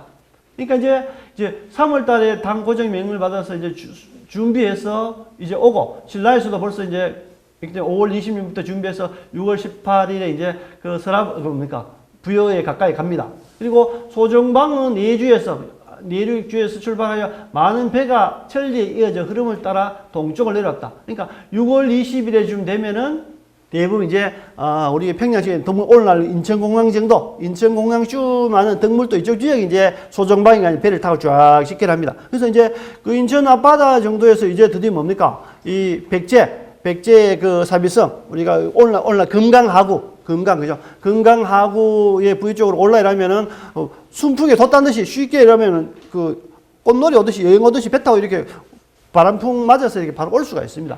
그런데 이제, 그러니까, 그 배 타고 오니까, 그죠? 서울을 왕이 주하니까, 6월 20일 날, 그죠? 왕이 태자 번민을 보내 병선, 신라 병선 백철을 거느리고 덕물도에서 소정방을 만났다. 소정방이 있으니까, 그죠? 소정방 맞고. 근데 소정방이 딱 만났어야 합니다. 야, 이제, 3월달 명 받았지만 군사 다 왔어. 이제 인천 바다에서 이제 야 내가 7월 10일 날 금강어구에 부여의 사위성을 내 공격할 테니까 너그 신라 군대 어떻게 7월 10일까지 집합해 이렇게 딱 명령 딱 내립니다. 그러니까 이제 요것만 하고 쉬겠습니다. 딱 하니까 10일까지 딱 합니다. 날짜를 7월 10일을 D-Day 잡습니다. 7월 10일을 660년 7월 10일을 이제 당나라와 신라군이 이제 D-Day를 잡고 이제 범민이 말하죠. 이제 범민이 그 태자 범민이 말합니다. 이제 소정방이 말합니다. 지금 우리 대왕은 우리 아버지가 대왕은 지금 대군을 이제 소정방 대군을 초조하게 기다리고 계십니다. 기다립니다. 3월 달에 왕명을 받아서 출발했다는데 지금 막 우리 아버지는 막 기다리고 있습니다. 소정방 대장군께서 왔다는 것을 들으시면 필시 이부 자리에서 새벽 진지를 잡수고 오실 것입니다. 그러니까 이불 또 끄지 않고 이부 자리에서 그냥 밥 먹고 일찍 출발할 겁니다. 정방이 이 말 듣고 기뻐하여 범민을 돌려보내 신라 병마를 징박했다. 그래서 너도 빨리 되돌아가서 7월 10일 공격하니까 병마와 군사를 출발해서 7월 10일 날 그 부여 사비성 앞에서 만나자 이렇게 하죠. 범민이 돌아와 소정방의 군대 형씨가 매우 성대하다고 말하니 김주주가 왕이 기쁨을 이기지 못하였다. 아버지, 와, 소정방 군대 보니까 정말 깃발도 크고 완전히 엄청납니다. 이렇게 하니까 아마 태정무열왕이 기쁨에 이제 겨워서 이야기한 거죠. 그러니까 왕이 기쁨을 입었다. 또 태자와 대장군 유신이죠. 김유신, 장군 푸민, 흠춘. 요 세 사람은 장군 김유신과 푸민, 흠춘. 요 흠춘은 뭡니까? 흠순이라 하기도 하는데 김유신 장군의 동생입니다. 친동생입니다. 그 푸민과의 관계는 우리가 애매합니다. 등에 명하여 정예 군사 5만 명을 거느리고 그것이 부등하였다. 왕은 금돌성에서 그러니까 5만 명의 그 군사를 모집하죠. 당나라는 13명이자 신라는 5만 명 가지고 쭉 하고 왕도 같이 출병하는데 왕은 가다가 금돌성에서 이렇게 머물고 나머지 김유신과 푸밀과 흠춘 그리고 범민, 태자 요 4명이 이제 총사령관이 되어서 이제 들어갑니다. 그리고 이제 가을 9일에 어디로 갑니까? 드디어 유신 등이 황산벌을 진군하니 백제 장군 계배의 군사를 거느리고 와서 먼저 험한 곳을 차지하여 군대 진영을 설치하고 기다리고 있었다. 그러니까 7월 10일 날 만나기로 딱 했는데 7월 9일 날 뭡니까? 황산벌, 이 탄년인데 황산벌이 탄년을 넘어가야 되는데 요 딱 이렇게 목이 걸립니다. 백제군들은 딱 이야기하죠. 야, 7월 10일 날 만나게 했는데 이 무조건 신라군들이 7월 10일까지 못 가도록 결사군대를 맞으면은 아마 당나라군이 혹시 되돌아갈 수도 있고 공격 안 할 수도 있고 우리가 당나라의 백제 사람들이 우리가 당나라의 사구제를 하고 하면은 전쟁이 안 일어날 수 있다 이렇게 생각하는 거죠. 그래서 결사적으로 이렇게 황산벌에서 7월 10일까지 가는 것을 막습니다. 설치하고 기다렸다. 유신 등이 이제 그 5만원 군사를 세 길로 나누어 근데 4번을 싸웠으나 전시회가 불리하고 사절들은 힘이 다 빠지게 됐다. 4번. 그죠? 그러니까 장군 흠춘이었습니다. 이제 그 김유신 동생입니다. 다 4번 싸우면 다 힘드니까 그 김유신 동생 김흠순이 아들 방굴에게 이야기하죠. 야, 신하된 자로서는 충성만 한 것이 없고 자식으로는 효도만 한 것이 없다. 그러니까 신하로서는 충성이 최고 중요하고 자식으로서는 효도가 제일 중요하다. 근데 지금 아버지하고 내하고 전쟁을 같이 나왔잖아. 그렇기 때문에 이제는 왕도 있고 내 아버지도 있고 하니까 여기서 정말 멋있게 싸움을 표보기를 보여주면은 충성하는 거고 효도하는 것이다. 나가죠. 그래서 이제 방굴은 상가 분부를 알아듣겠습니다 하고 적진에 뛰어가다가 힘써 싸우다 죽었죠. 방굴. 그러니까 김유신의 이제 조카입니다. 그죠? 방굴이. 그리고 거기 있다가 좌장군. 그러니까 푸밀과 흠춘 둘 다 갔죠. 둘 다 갔죠. 그러니까 이제 푸밀도 뭡니까? 아들 관창을 불러 앞에 세우고 가리키며 말하였다. 내 아들은 나이 겨우 16이나 의지와 기백이 잘못 용감하니 오늘 싸움에서 능히 3군의 모범이 되리라. 이날 소정방은 부총관 김유문 등과 함께 기벌포, 그죠? 금강어구입니다. 도착하여 백제군사를 만나 크게 싸웠다. 그러니까 소정방은 7월 10일 딱 와서 자기는 약속한 대로 딱 와서 백제하고 싸웠어. 백제군을 이겼는데 아니 좀 불안하죠. 7월 10일 날 신라군들이 와서 같이 싸워야 되는데 자기 혼자 도창에서 싸워서 이기니까 뭡니까? 좀 기분 나쁘죠? 같이 내가 뭐 도와주는데. 근데 뭡니까? 그러니까 유신 등이 당나라 군대 진영이 이제 황산벌을 지나서 그죠? 방굴, 그다음에 관창 이런 험난한 과정을 거쳐서 오르니까 정방은 유신 등이 약속 기일보다 늦었다 하여 신라의 독군 아마 군대를 진행하는 사람 같아. 독군 김문영을 군문에서 목배를 하였다. 유신이 무리들을 많이 했다. 대장군이 소정방 대장군이 황산에서 황산벌에서의 상황도 보지 않고 약속 날짜 7월 10일에 늦은 것만 가지고 죄를 삼으려 하니 나는 죄 없이 모욕을 받을 수 없다. 반드시 먼저 당나라 군사와 결전을 한 후에 백제를 깨뜨리겠다. 이렇게 합니다. 이에 큰 도끼를 잡고 군문에 서니 유신이 성남 머리털에 고추 쓰고 허리에 참 보검이 저절로 칼집이 튀어났다. 소정방 우장 동고량이 그의 소정방의 발을 밟으면서 말하기를 신라군사가 장차 반란을 일으키다 합니다. 하니 소정방이 문영의 죄를 풀어주었다. 이렇게 되어 있습니다. 자, 그러니까 얼마나 김유신이 뿔이 났겠습니까? 아니 7월 10일 만나려고 했는데 본인들은 말이야 돛단 배 타고 말이야 바람 부는 대로 바다로 쭉 그죠? 뭐 방어막도 없이 쭉 와서 이렇게 슉 이렇게 항구에 도달해서 내려갔고 물론 물론 질퍽했습니다만은 이렇게 도달해서 쉽게 도달했는데 신라 군사들은 거기에 걸어서 육로로 가서 거기에다가 뭡니까? 이렇게 황산벌 같은 그 결사대를 만나서 정말로 자기 자식들 다 죽여가면서 겨우겨우 왔는데 그거 하루 늦었다고 7월 10일 날 만나자 했는데 7월 11일 날 도착했다고 7월 11일인지 12일인지 정확하지 않지만은 그러니까 7월 12일 날은 이제 당나라 군과 합쳐서 이제 공격을 하니까 아마 11일이나 뭐 12일 중에 분명히 도착했겠죠. 근데 하루 정도밖에 차이가 나지 않는데 늦게 왔다고 이렇게 그 군사 행군을 감독하는 독군에게 이렇게 죽여야 되겠다 이렇게 하니까 김유신의 입장에서 어떻습니까? 자기 조카들도 다 죽여가면서 이렇게 나왔는데 그러니까 이제는 막 백제하고 싸워야 될 게 아니고 당나라부터 싸워야 되겠다 이런 생각을 하니까 이제 소정방 입장에서는 신라 군사들이 반란을 일으킬 기미가 보인다 생각하니까 이제 이렇게 용서해주고 이제 다시 이렇게 합류해서 부여의 사비성을 이렇게 공략하는 겁니다. 백제 왕자가 좌편 각가를 시켜 당나라 장군에게 글을 보내 군대를 철수시킬 것을 예견하였다. 그러니까 백제 왕자가 그죠? 백제 왕자들이 손정방님 제발 좀 돌아가 주시기 바랍니다 라고 예의를 복권했다는 거죠. 그런데 뭡니까? 드디어 7월 12일 날 당나라와 신라군이 의자왕의 도성을 에워싸고자 하여 소부리 벌판으로 나아가는데 소정방이 끓이는 바가 있어 전진하지 않았으므로 유신이 그를 달래어 두 나라 군사가 용감하게 네 길로 나누어 진격하였다. 근데 이제 당나라군과 합쳤는데 야 4개 딱 나눠서 진격하자 하니까 소정방이 왠지 찜찜해서 앞으로 안 나가려 하니까 김유신이 여기까지 와서 싸우려 되면 나가야 됩니다 해서 이제 동료 해갖고 이제 마지 못해서 소정방이 이제 공격합니다. 왜냐하면 소정방 입장에서는 백제 왕자들 와서 잘못했습니다. 사죄도 하고 좀 돌아가십시오. 이렇게 벌써 항복 형태도 다 받고 그냥 돌아가도 백제는 뭐 당나라 우리인들에게 거의 뭐 이렇게 종속국으로 이렇게 할 건데 굳이 뭐 이렇게 내가 앞서서 무리하게 전쟁해야 될 필요가 있겠나라고 그렇게 생각했겠죠. 그렇지만은 당의 고정이 명령을 내렸기 때문에 이렇게 해야 됩니다라고 이제 김유신이 적극 이제 권유해서 공격을 하게 됩니다.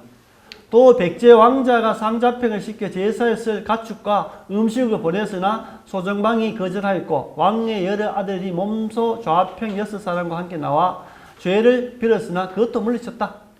그리고 그다음에 7월 12일 날 진격했는데 7월 13일에 의자왕이 좌우 측근들을 데리고 밤을 타서 도망하여 웅진성의 몸을 보존하였다. 사비성에서 이제 뭡니까? 이게 왕자들이라든지 대신들을 보내서 가축과 음식을 보내고 애걸 복권하고 사죄했는데도 불구하고 안 들어주니까 7월 13일 도망갑니다. 신라군이 공격하기 전에 이제 웅진성으로 이제 도망가죠. 그리고 도망갔지만은 그 다음에 그 성문이 함락되는 거죠. 범민이 부여융입니다. 부여의 이제 태자. 의자왕의 태자. 융을 말 앞에 끌어앉히고 얼굴에 침을 뱉어 끄짖었다. 예전에 너희 아버지가 나의 누이를 억울하게 죽여 옥중에 묻은 적이 있다. 요거 그러니까 대하성 전투를 이야기합니다. 대하성 전투의 품석과 고타소랑이 뭡니까? 목이 베어져서 됐습니까? 그 백제의 옥중에 감옥에 밑에 묻혀져 있기 때문에 그것이 뭡니까? 이 범민 문무왕 입장에서는 우리 누이가 그렇게 너그 옥중에 목이 잘려서 너그 감옥 밑에 있었는데 그게 내가 20년 동안 골치가 아파갖고 기다리고 있다. 그죠? 그 일은 나로 하여금 20년 동안 마음이 아프고 골치를 앓게 하였는데 오늘 너의 목숨은 내 손안에 있구나 하고 말하니 용은 엎드려 말이 없었다. 그 다음 7월 18일 날, 그러니까 이제 7월 12일 날 모여서 7월 13일 날 공격해서 사비성을 함락하고 나머지 이제 5일 정도 여유가 있습니다만 이제 그 웅진성으로 갔던 이제 의자왕이 도저히 이제 안 되겠구나. 사비성도 이제 함락당했고 내 웅진성이 가봐 있어 봤자 어차피 지니까 이제 항복하러 오는 겁니다. 5일 만에. 7월 18일에 의자왕이 태자와 웅진 방령 군사를 거느리고 웅진성으로부터 와서 항복하였다. 사비성으로 와서 항복하였다. 왕이 의자왕의 항복 소식을 듣고 여기는 이제 그 김추주입니다. 태종무열왕이 의자왕의 항복 소식을 듣고 29일에 금돌성으로부터 소부리성에 이르러 제감 천복을 당나라에 보내 상황을 이겼으면 하였다. 그리고 8월 2일 날 7월 29일 왔으니까 이제 8월 2일에 주연을 그러니까 7월 18일에 이제 의자왕이 항복했으니까 여기서 한 뭐 12일 정도, 14일이요. 한 보름 정도 딱 이제 다 정리된 거죠. 이제 뭐 항복하고 모든 것을 압류하고 딱 하니까 이제 보름 정도 정리하니까 이제 마지막으로 이제 승제를 합니다. 이제 모든 것을 이제 정리하고 8월 2일에 주연을 크게 베풀어 장병들을 유라했다. 이제 전쟁이 완전히 끝났으니까 왕과 소정방 및 여러 장수들은 대청 마루 위에 앉고 의자왕과 아들 융은 마루 위에 앉혀서 때로는 의자왕으로 하여금 수를 따르게 하니 뭡니까? 백제의 좌평 등 여러 신하들이 목매어 울지 않는 사람이 없었다. 그죠? 이거 보게 되면 의자왕이 너무 자기 중심적이고 그런 게 아니었다는 거야. 신하들에게 뭡니까? 그래도 인정받은 왕이었다는 거죠. 그러니까 이제 자기의 왕이 그죠? 그 적군의 그 장군의 뭐 아들이라든지 아니면 장군에게 또는 왕에게 뭡니까? 술잔을 따르고 술을 이렇게 내려주는 것이 아니고 엎드려서 따르게 하니까 그 신하들이 그죠? 자기 왕을 보면 얼마나 안타까워서 울겠습니까? 그러니까 울지 않는 신하들이 목매어 울지 않는 사람이 없었다. 그죠? 그런 표현이. 그리고 이제 9월 3일 그죠? 9월 3일 이제 드디어 이제 전쟁을 하고 되돌아갑니다. 9월 3일 랑장 유인원이 군사 1만 명으로 사비성에 남아 지켰고 왕자 인태, 그죠? 태종 무열왕의 그죠? 왕자 인태가 사찬 일원, 급찬 길라와 함께 군사 7,000명으로서 보좌했다. 그러니까 이제 9월 3일 날 이제 소정방은 이제 백제 의자왕과 그다음에 뭡니까? 백제 왕족과 신료 93명과 백성 1만 2천명을 데리고 이제 사비에서 배를 타고 당나라를 가고 이제 그 사비성에 누구? 랑장 유인원과 이제 왕자 인태를 해서 1만 7천 명의 군사를 그대로 사비성 둡니다. 그러니까 소정방은 이제 총장군이기 때문에 이제는 백제 의자왕과 그 다음에 여러 신하들하고 백성 1만 명 포로로 잡아서 이제 배 타고 다시 되돌아가죠. 배 타고 되돌아갑니다. 그리고 그때 이제 유인을 남겨두죠. 근데 9월 23일, 20일 지납니다. 백제의 남은 적군이 사비성에 들어와 항복하여 살아남은 사람들을 붙잡아 가려고 하였으나 유인원이 당과 신라인을 내어 이를 쫓았다. 적이 물러가 사비성 남쪽 산머리에 올라 4대 군대 목적을 세우고 진을 치고 모여 틈을 엿보아가며 성읍지를 노력하는데 백제인 중에 배반할 이에 부응한 것이 입성이다. 그러니까 백제의 부응은 뭡니까?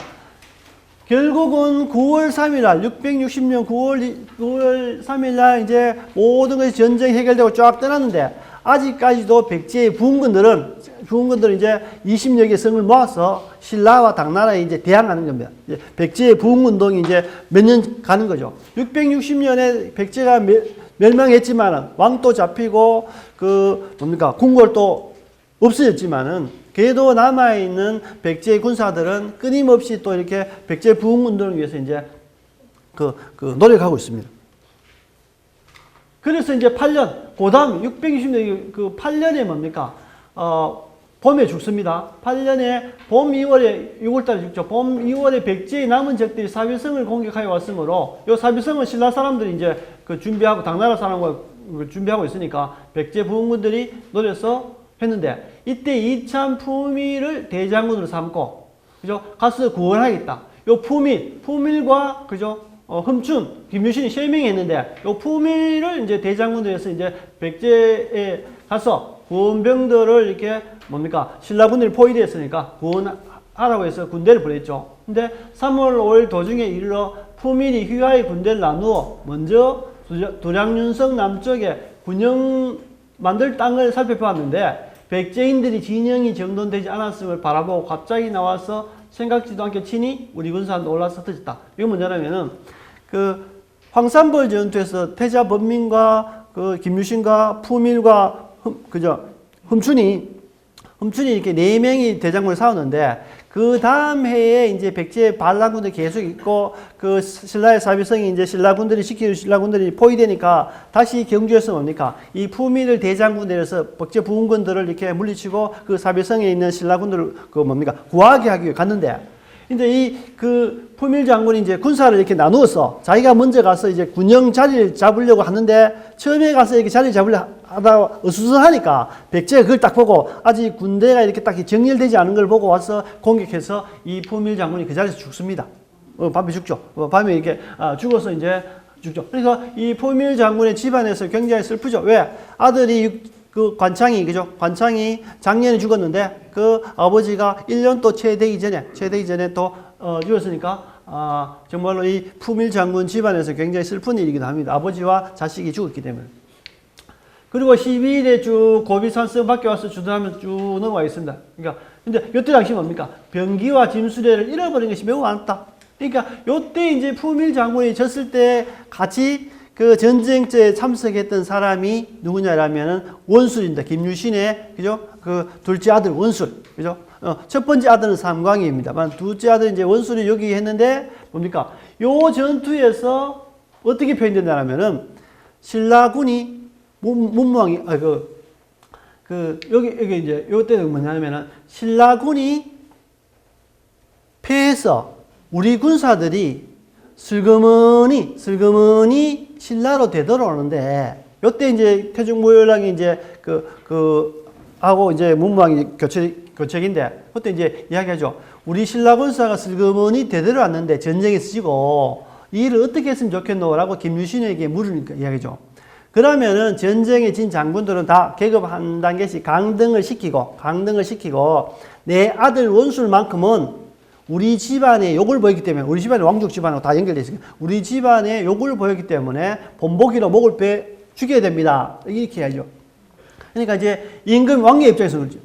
아니 원술은 비장 올라갔던 대위 정도밖에 안 되는 그 계급 소령의 대위 정도밖에 안 되는 낮은 신분의 계급으로 전투에 참석했는데 장군이나 대장군 같은 별 스타들이 주르륵 있는데 그 사람들의 벌은 계급 한 단계씩 이렇게 낮추고 이 제일 힘없는 원술에게 목숨을 하는 것은 형평성이 맞지 않다. 이렇게 하죠. 그래서 이제 원술을 죽지 않고 살려줍니다. 그러다 보니까 원술이 이제 갈 데가 없죠. 갈 데가 없으니까 이제 집에도 못 들어가고 하니까 그때는 아마 시골 농장들이 많은 재력가들은 김유신 같은 시골 농장에 있으니까 시골 농장에 숨어 살면서 이제 있었죠. 그런데 다음 시간에 나옵니다만은 김유신이 이제 죽죠. 아버지가 김유신이 죽고 난 다음에 이제 뭡니까? 원술이 이제 아버지가 죽었으니까 문상 갈 거 아닙니까? 집에. 지금까지는 아버지가 두려워서 부끄러워서 못 갔는데 그래서 이제 그러다 보니까 그 부인, 지소 부인 이야기하죠. 그러니까 지소 부인 얘기입니다. 아니 여자에게는 따라야 될 3가지 의무가 있다. 삼종지도 이야기입니다. 3가지 의무가 있다. 태어나서는 아버지를 따르고 시집 가면은 남편을 따르고 남편이 죽게 되면은 자식을 따르는 게 이 여자의 그 지켜야 될 의리다. 근데 내 남편 김유신이 내 남편 성군이 죽었는데 당연히 내가 너를 따라야 되지만은 내 남편이 김유신이 너를 자식으로 보지 않았기 때문에 내가 너를 따를 수는 없다. 그래서 너는 이렇게 문 밖에 쫓아내죠. 그러니까 이 원술이 문 앞에서 뭡니까? 발광을 합니다. 발광. 온몸을 발광을 하는데, 이게 기록이 발광을 해도, 그게 하면서 매몰차게 내버리죠. 그러니까 그 이후에 나중에 그 백제 부흥군대에서 졌지만 나중에 고구려와 싸울 때 이 원술이 나가서 명예회복을 했지만은 스스로 뭡니까? 관직에 나가지 않고 시골 농장에 또 계속해서 숨어 삽니다. 그러니까 이제 이 지소 부인이 자기 자식을 그렇게 매몰차게 이렇게 내버렸기 때문에 그 회한이 굉장히 많기 때문에 결국 이 지소 부인은 뭡니까? 머리를 깎고 승려가 됩니다. 머리를 깎고 승려가 되죠. 그러니까 그러한 모습들을 보게 되면 아, 신라 시대 사람들이 정말로 노블레스 오블리주를 철저하게 사회주의를 실천했던 사람이구나 하죠. 그러니까 자기 자식의 그 아픔을 왜? 자기 자식을 받아들이면 나머지 뭡니까? 자기의 가문이나 모든 사람들이 봐라 김유신 집안에도 말이야 그 애 찌고 왔는데도 지 자식이하고 다 하는데 우린들 전쟁에 가서 굳이 뭐 목숨 걸고 사회될 이유가 있겠나? 이렇게 한다니까. 그러니까 그런 사회적인 본보기를 보여줘서 매몰차게 하니까 이 원수의 입장에서는 내가 전쟁터 담능의 말 듣고 전쟁터에서 죽지 못하고 살아온 것이 이렇게 후회스러울 수 없다 이렇게 하죠. 그래서 나중에 명예를 하고 하는. 이게 이제 신라 사람들 이러한 정신들이 가장 약했던 신라가 고구려 백제를 그러니까 이기고 살아남게 된 원동력 중에 하나를 생각합니다. 남들은 뭐 화랑도 정신 뭐 이렇게 하죠. 뭐 그러면은 신라의 화랑도 정신이 있으면 백제의 뭐 500결사대의 정신이 없나요? 그죠? 고구려도 마찬가지입니다. 다 그 지역 사람들이 가지고 있는 결사라든지 충성이나 이런 부분이 있지만은 이게 사회 전반적으로 쭉 퍼져서 사회 분위기가 됐을 때만이 이제 간직할 수 있으니까. 그런 면에서 신라 사람들은 아직까지 나라가 덜 발전됐기 때문에 국가의 목적에 충실하던 시대였고 백제나 고구려는 이제 국가에 충실한 모델에서 좀 지나서 개인주의 사회가 되고 이제는 귀족들끼리 서로 이렇게 싸움하고 서로 많이 쟁탈하려고 이런 사회다 보니까 이 고구려 백제가 강했던 나라고 먼저 만들어졌던 나라임에도 불구하고 늦게 후발주자인 신라의 국가 정책에 의한 어떤 그런 모델에서 뭡니까? 폐하게 되는 부분이죠. 네, 그런 부분입니다. 이제 그런 것들을 보여주는 거죠. 이렇게 부밀한 것들. 그러니까 나중에 신라 장군들 이야기합니다. 그죠? 그러니까 아버지를 따라서 전쟁터나 아버지를 따라서 자식들이 전쟁터에 나갑니다. 그러면 아버지가 죽으면 따라 죽죠. 왜? 전쟁터에 따라 죽습니다. 근데 아버지가 전투에 나가서 이야기하죠. 야, 너는 전투에 나오지 마라. 왜? 왜냐하면 내가 죽거든. 내 시신을 수습해서 네 의미를 위로해라. 네와 내와 다 현장에서 죽으면은 어떻게 하냐. 그렇게 아버지가 이렇게 부탁을 하지만은 그 자식들은 어떻게? 뭡니까? 따라서 아버지를 따라서 죽습니다. 그러한 모습들인 거죠. 그러니까 네 의미를 위로해라고 이렇게 하지만은 그죠? 그래도 이 자식은 아버지를 따라서 죽는 거죠. 그러니까 그러한 면들이 신라의 사람들한테 갖고 있던 동질성, 진짜 살아남아야 되겠다는 그런 끈질긴 그런 게 정말로 신라 삼국통일의 뭐 큰 그 원동력이었다 생각합니다.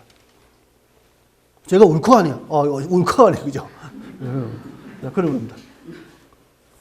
자, 그래서 왕이 여러 장수들 싸움에 패해왔으니 벌을 하는데 있죠. 각각 차등 있게 했다. 그죠? 각기 차등 있게 했는데 원술만큼은 어떻게 아웃시켰다. 돼 있죠. 6월 대관사의 우물물이 피가 나고 금마군, 그죠? 부여입니다. 지역에 피가 흘러 넘쳤다. 왕이 죽었다. 이제 태종 무열왕이 이제 죽습니다. 왕이 죽었다. 시호를 무열이라 하고, 영경사 북쪽에 장사 지냈으며 묘호를 올려 태종이라 했다. 무덤의 이름을 태종이라 하고, 이때부터 무덤의 이름을 넣습니다. 무덤의 태종이라 하고, 시호를 무열이라 한다. 그래서 태종 무열이라고 이렇게 한다. 그래서 당의 고정이 무열왕의 죽음을 듣고 낙성문에서 애도식을 거행하였다. 그 다음에 신문왕 때, 요 이후에 이제 문왕 다음에 신문왕 때 이렇게 표현했지만은, 문왕 때 표현했습니다. 신문왕 때 이제 당의 고정이 왜 태종 무열왕 앞에, 너 무열왕 앞에 왜 태종을 붙이노? 자기 아버지 당태종의 묘호가 태종인데, 묘호이므로 이를 바꿀 것을 요구했다. 그러니까 우리가 같은 용어 쓰면은 못 쓰겠다. 피의제도라는 데 있죠. 그죠? 앞에 왕이 있으면은 피의제 못한다. 그죠? 뭐, 북한에 김일성 있으면 김일성 이름을 못 쓰게 한다. 이렇게 자기 이름을 딱 피하게 딱 대부분 하는 부분이죠. 그래서 피의제. 있죠. 그래서 이제 당태종인데, 우리 아버지 이름 태종인데, 왜 너는 무열왕 앞에 그 태종 붙이노? 태종 빼! 이렇게 하지만은, 뭔가, 신문왕이 딱 이야기하죠. 그러나, 신라왕이 국서를 보내요. 신문왕이 국서를 보내요. 신라는 비록 작은 나라이나 훌륭한 신하 김유신을 얻어 삼국통을 하였으므로 태종이라 봉한 것이라 하면서 거절하였다. 당당하죠. 신문왕이 당당합니다. 당나라 그렇게 해도 이름 바꿔 해도 우리는 못 바꾸겠습니다. 이렇게 버틴 거예요. 그러니까 이런 부분들을 보면 이렇게 대단하죠. 이제 문명왕후죠. 문명왕후는 소파서연. 그러니까 이제 태종 무열왕의 부인, 그죠? 문희입니다. 문희를 이제 문명왕후를 하는데 소판서연이었죠. 서연 또 소연이라 한다 했습니다. 서연의 딸이고 유신의 누이다. 그 언니 꿈에 조금 생략하겠습니다. 그죠? 비단 그 동생이 웃으면서 내가 언니의 꿈을 사고 싶다고 말했고, 그래서 비단 치마를 줘 꿈에 값을 치렀다. 여기 삼국사기에 나오는 거예요. 삼국유사에 나오는 것이 아니고, 그죠? 삼국사기에 나오는 얘기고. 며칠 뒤 유신이 춘추공과 축국을 합니다. 여기는 아마 이제 축국이라는 것은 말 타고 아마 격구 형태라는 것이 아마 축국이 아니겠나. 오늘날 축구와 좀 다른 아마 말 타고 하는 그 격구 같은 이렇게 축국이라고 했습니다. 춘추공과 축구를 하다가 그만 춘추의 옥고를 밟아 뛰었다. 유신이 말하기를 우리 집에 다리가 가까이 있으니 청컨대 가서 옥구름을 답시다라고 하고 함께 집으로 갔다. 술상을 차려놓고 조용히 보이를 불러 바늘과 실을 가지고 와서 옷걸음 꿰매하였다. 그 언니는 무슨 일이 있어 나오지 못하고 동생 문희가 나와서 꿰매어줬다. 무슨 일이 있었는지 모르겠지만 이제 둘째가 나왔다. 그런데 이 문희의 모습이 어떻습니까? 옅은 화장과 산뜻한 옷차림에 빛나는 의욕품이 눈부실 정도였다. 매우 이제 아름다웠던 것 같습니다. 춘추가 보고 기뻐하여 혼인을 청하고 예식을 치렀다. 곧 임신하여 아들 낳으니 그가 번민이다. 운망이죠. 삼국사에 보면은 태종 춘추공에는 처음 이들이 사통하였다가 둘을 결합시킨 김유신의 계책에 의해 국왕인 선덕여왕의 명을 받고 정식 혼인한 것으로 되어 있다. 그러나 선덕여왕 때, 선덕여왕은 뭡니까? 632년, 647년인데 여기 이제 그 15년인데 혼인하였다는 삼국사의 기록은 김범빈의 출생 연대가 627년입니다.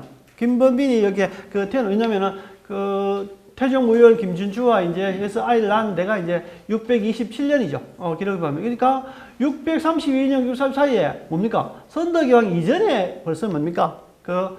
김범민 출생했기 때문에, 김범민 출생했기 때문에, 요 내용은 삼국사기에 잘못된 부분이다. 이렇게 보시면 됩니다. 그래서 이제 우리가, 선덕여왕이 남산에 올라갔는데, 또 없던 남산이 나타납니다.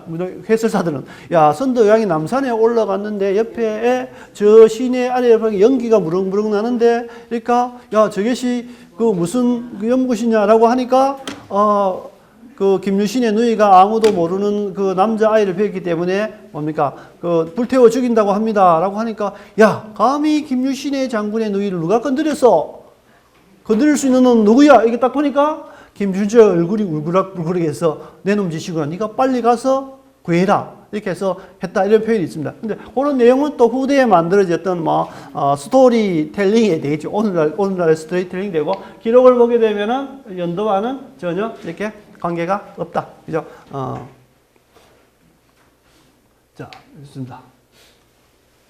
삼국유사에는 김추조. 그러니까 삼국사기와 중복된 내용이 대부분 많고, 그 다음에 또 색다른 부분이 있습니다. 그러니까 이제 그 삼국사기 내용과 삼국유사 내용은 거의 비슷합니다. 대동소이한데 또는 이렇게 그 삼국사기가 정사로서 딱 표현하지 못했던 게 한두 개 있습니다. 그러니까 내용은 지금 삼국사기 내용 전체를 보시면은 김유주가 왕이 되고 난 다음에 기록들이고, 여기도 삼국유사도 여기 내용들이 거의 중복되는 부분이기 때문에 이렇게 짧게 진행하겠습니다. 그래서 역시 동일하죠. 춘추공은 654년에 즉위하였고, 그죠?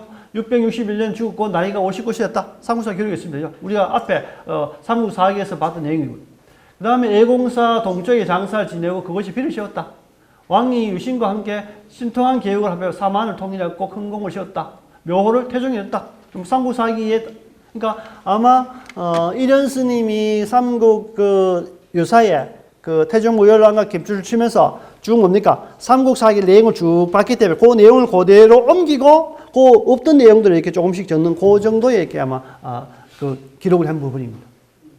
그리고 태자 번민은 각간 인문, 그죠? 대각간이죠. 각간 최고의 각간 인문, 각간 문왕, 그죠? 번민이 이제 태자 맞이고, 둘째 인문, 셋째 문왕, 넷째 노차, 다섯째 인태가 있었는데 여기는 아마 삼국사에 빠진 것 같습니다. 다음에 각간 지경, 이렇게 아까 개원 등으로 모두 문희의 소생들이니, 당시 이 문희의 소생들이니까 그 삼국사기 봤을 때는, 연도 기록 봤을 때는 좀 논란의 여지가 우리가 앞으로 역사 연구해야 될 부분이 있다라고 했습니다. 꿈에산 징험에 나타났다. 삼국사기에 이제 선도산에 있던 그 오줌 이야기가 이렇게 나옵니다. 서자들로는 급간, 계지문, 차득공령, 아간, 마득이 있으며 딸까지 모두 합쳐 5이었다. 그러니까 이제 김유신의 자식도 굉장히 많은데 이 자식들 모두 이렇게 지소부인, 그죠? 지소부인 로 보기는 그렇다. 그래서 우리가 앞으로 지소부인, 제매부인 이런 부분에 대해서 연구가 좀 필요하다. 근데 왕이 기골이 장대하니까 많이 먹은 것 같습니다. 그러니까 기록에 보면 하루인데 여기 아마 우리 한 끼 같아요. 그죠? 아마 여기 표현에 보면은 왕의 식사는 하루 여기 한 끼, 한 끼 같은데 기록에는 하루로 표현되어 있을 겁니다. 아마 살이 3마리요. 수콩이 9마리였다. 이 참새도 아니고 수콩이 이거 9마리를 먹었다. 그죠? 9마리. 참새도 아니고 9마리. 그러니까 경신년 660년에 이제 백제를 멸망시킨 후부터는 정심을 없애고 아침 점심 저녁 먹었는데 정심을 없애고 다만 아침 저녁만 먹었는데 그래도 이를 합치면 하루에 살 6말, 술 6말, 꽁 10마리였다. 아, 이 장대하네. 이 장대 아니라. 그러니까 그 김준추를 보면 우리가 얍삽하게 뭡니까 외교만 잘하는 거기 셰님처럼 이렇게 대부분 생각하는데 아마 당나라 태종을 만나서 뭡니까 기골이 장대를 딱 하고 이렇게 시위 이렇게 자기를 보장할 만큼의 보장하면 될 만큼 이렇게 훌륭하게 이렇게 기골이 있었던 것 같아요. 이제 그러니까 아마 당에 머물러라고 이야기했던 부분이고 또 김준추가 그 고구려의 군사 비리로 갈 때 연개소문을 만납니다. 연개소문이 만났을 때 근사하게 이제 그 뭡니까 상차림을 해서 이제 접대했다는 기록이 있습니다. 그리고 보게 되면은 김준추가 대식가 요거 아주 기골이 장대했다는 걸 아마 이렇게 볼 수 있습니다. 새로운 우리가 보는 새로운 이면입니다. 그러니까 하루에 살 6말, 술 6말, 꽁 10마리. 이거 뭐 우리 요즘 1인 1치킨 또 그죠? 1인 1치킨도 1인 그 10치킨, 10치킨. 이 당시 도성한 저자의 물가는 배 한 필에 벼가 30석 혹은 50석으로 아마 그때 당시 아마 살기 좋았는 백성들이 태평성대라고 이르렀다. 그러니까 요 배가 대부분 예전에는 신라시대나 고려 조선시대 대부분 다 보니까 물가의 기준이 됩니다. 배 한 필에 얼마, 그러니까 배가 기준이죠. 그 전에는 기준이 뭐냐면 철정이라는 게 있습니다. 아마 박물관 같은 데 보면 이렇게 사각형으로 이렇게 쇳덩이가 길쭉한 사각형 쇳덩이가 있어요. 그걸 철정이랍니다. 철정. 고수 이제 거기에 이제 화폐입니다. 화폐. 그러니까 이제 그때 당시에는 철정을 가지고 위급시에 있으면 어떻습니까?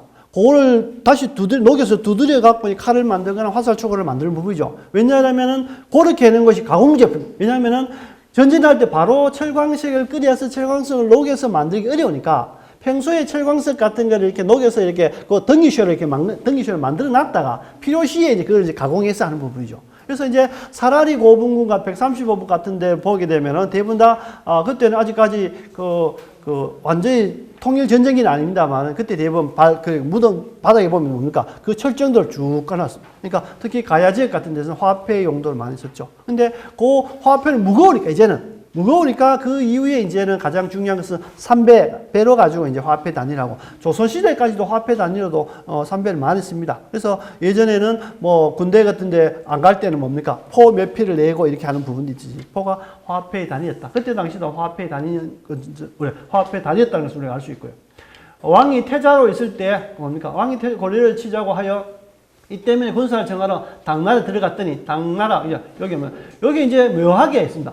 태종 무열왕은 태자로 표현돼. 그러니까 아마 선덕의 왕 때 아마 태종 무열왕을 태자로 표현했을 수도 있다는 생각이 듭니다. 원래는 왕이 자기 왕자에게 태자를 대부분 주는데 여기 태자라는 기록이 있어요. 여기 이제 또 의심스럽기도 합니다. 왕이 태자로 있을 때도 있습니다. 태자로 있을 때 군사를 정하러 왔는데 뭡니까? 당 황제가 김준추의 풍채를 칭찬하면서 신성한 사람으로 일러 굳이 머무르게 하여 시위로 삼을 했으나 극력 간청하여 그만 돌아왔다. 당나라 황제가 이 김준추를 굉장히 담력 있고 기골이 장대하고 외교적인 은변도 있고 하니까 이제 자기 보좌관으로 이렇게 있으라 했는데 극력 간청해서 돌아왔다.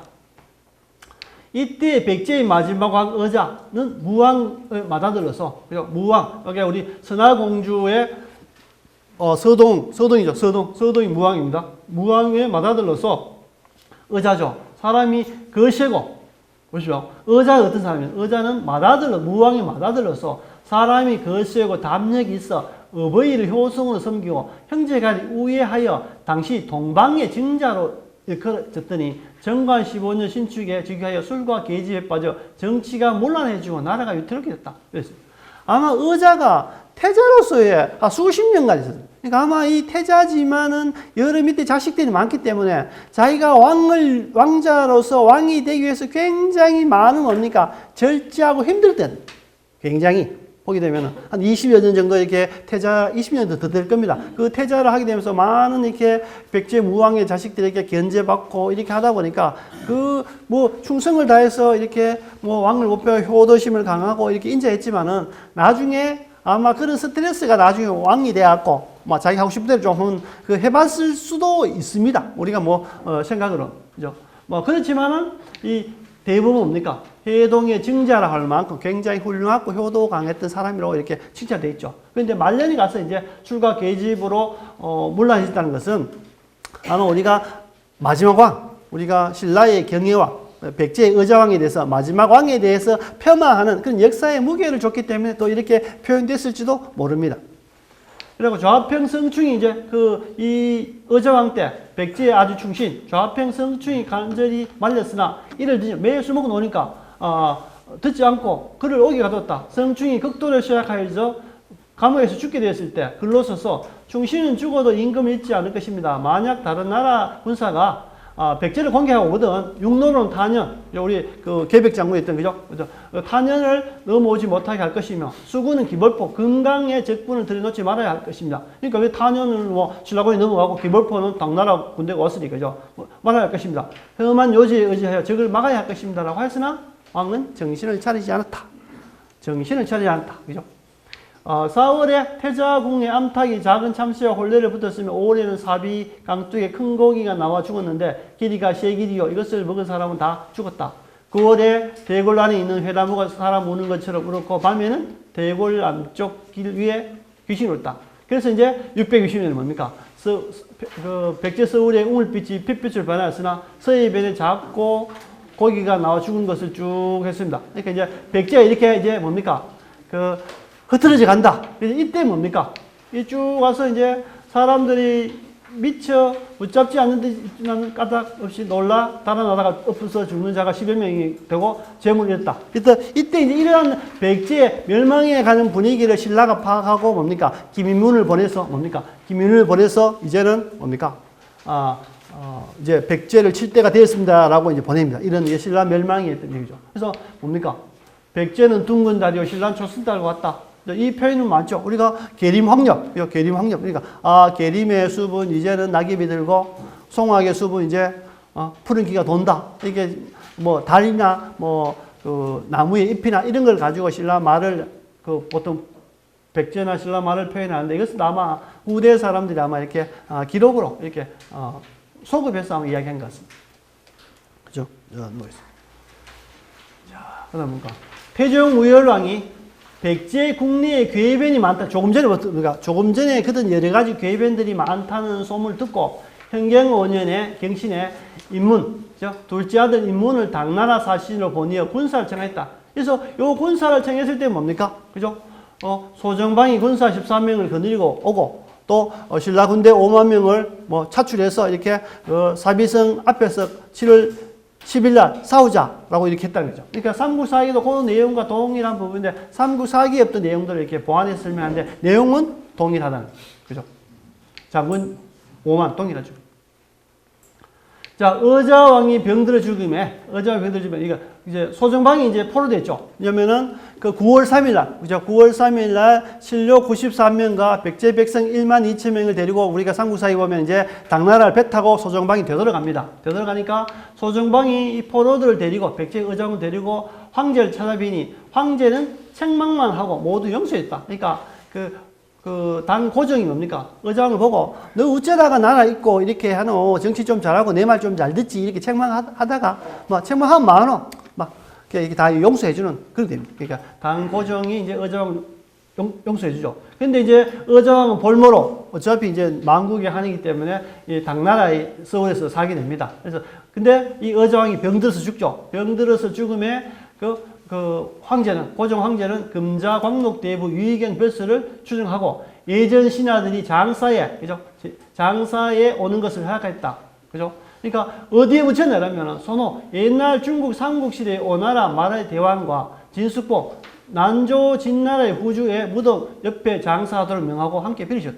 그러니까 백제 의자왕이 당나라에서 죽으면서 이게 무덤을 쓴대. 야, 이제 백제에서 잡혀왔던 포로들에게 너가 왕이니까 너 장사 지내는데 와서 참석해도 된다. 이렇게 풀어주고. 그 다음에 이 무덤 어디 있나? 옛날에 중국 당나라에서 외국에서 볼모로와 잡혀 죽었던 왕들의 그 무덤이 있습니다. 무덤에 그 자리에서 이렇게 의자왕을 묵게 하고 그의 의자왕에 대해서 이렇게 비를 씌우겠다. 그래서 이제 그 의자왕이 이제 당에 있고 그 비가 언젠가는 발견되게 되면은 의자왕이 무덤이 어딘지 알 수 있죠. 단지 이제 백제 공주들의 무덤 비명은 확인되고 있습니다만 아직까지 의자왕의 비가 어디 있는지는 아직까지 무덤 어디인지는 아직 밝혀지지 않고 있습니다. 언젠가는 아마 중국도 개발의 시대이기 때문에 언젠가는 그 비가 분명히 아마 이렇게 나타나리라 생각합니다.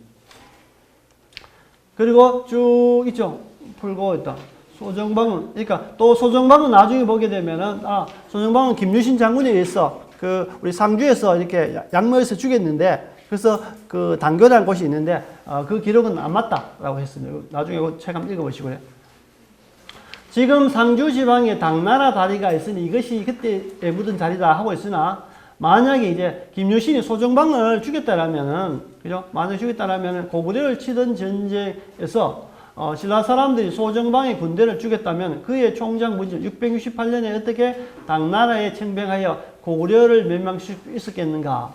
왜냐면은 이제 삼국유사 같은 것에는 그 김유신이 예를 들면은 백제 사비성과 이렇게 싸우다가 나중에 백제를 멸하고 이 소정방까지 죽였다. 그래서 이제 그 죽였던 장소가 오늘날 상주 지방에 있던 그 당교라는 곳이다라고 했는데 그 기록은 맞지가 않다. 왜냐하면 우리가 660년 당시에 662년에 백제를 멸하는데 662년에 당을 소정방을 죽였다면 어떻게 고구려와 싸울 때 그죠? 668년에 당나라에게 군사를 요청했겠는가? 그러니까 이제 김유신이 소정방을 죽였다는 것은 기록이 잘못됐다.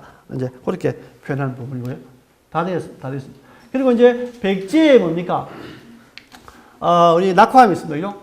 백제 고기에 이르기를 부여성 북쪽에 있는 귀퉁이를 큰 바위돌 밑으로는 강물 쪽을 내밀고 있는데 전해오는 말로 의자왕이 여러 궁녀들과 함께 최후를 면할 수 없음을 알고 서로 말하기를 차라리 자살을 할지언정 남의 손에 죽지 말자 하면서 서로 이끌고 이것이 와서 강물에 몸을 던져 죽었다. 낙화, 그죠? 낙화. 이렇게, 가 죽었다. 이게 삼천궁녀가 떨어진 낙화. 낙화 가보면 삼천궁녀 들어갈 데가 없습니다.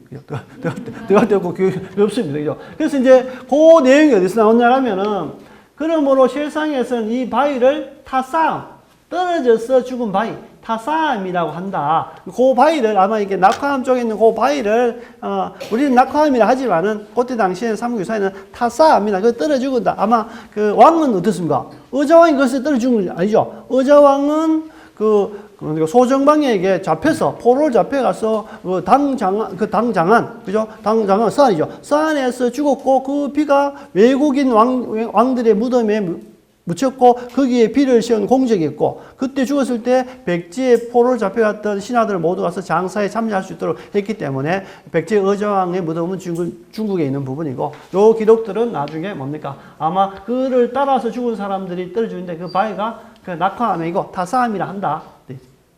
당나라에서 문망이죠. 5년의 즉위의 가을팔에 왕이 친히 부대를 읽다. 그죠? 그 다음에 요 부분은 이제 마치겠습니다. 요 부분은 이제 한두 페이지밖에 안 남았는데, 요 이야기는 이제, 김유신과 이렇게 연결할 때 이렇게 하도록 하겠습니다. 자, 오늘도 변함없이 이렇게 참석해 주셔서 재밌는 강의를 또 끝까지 들어주셔서 고맙습니다.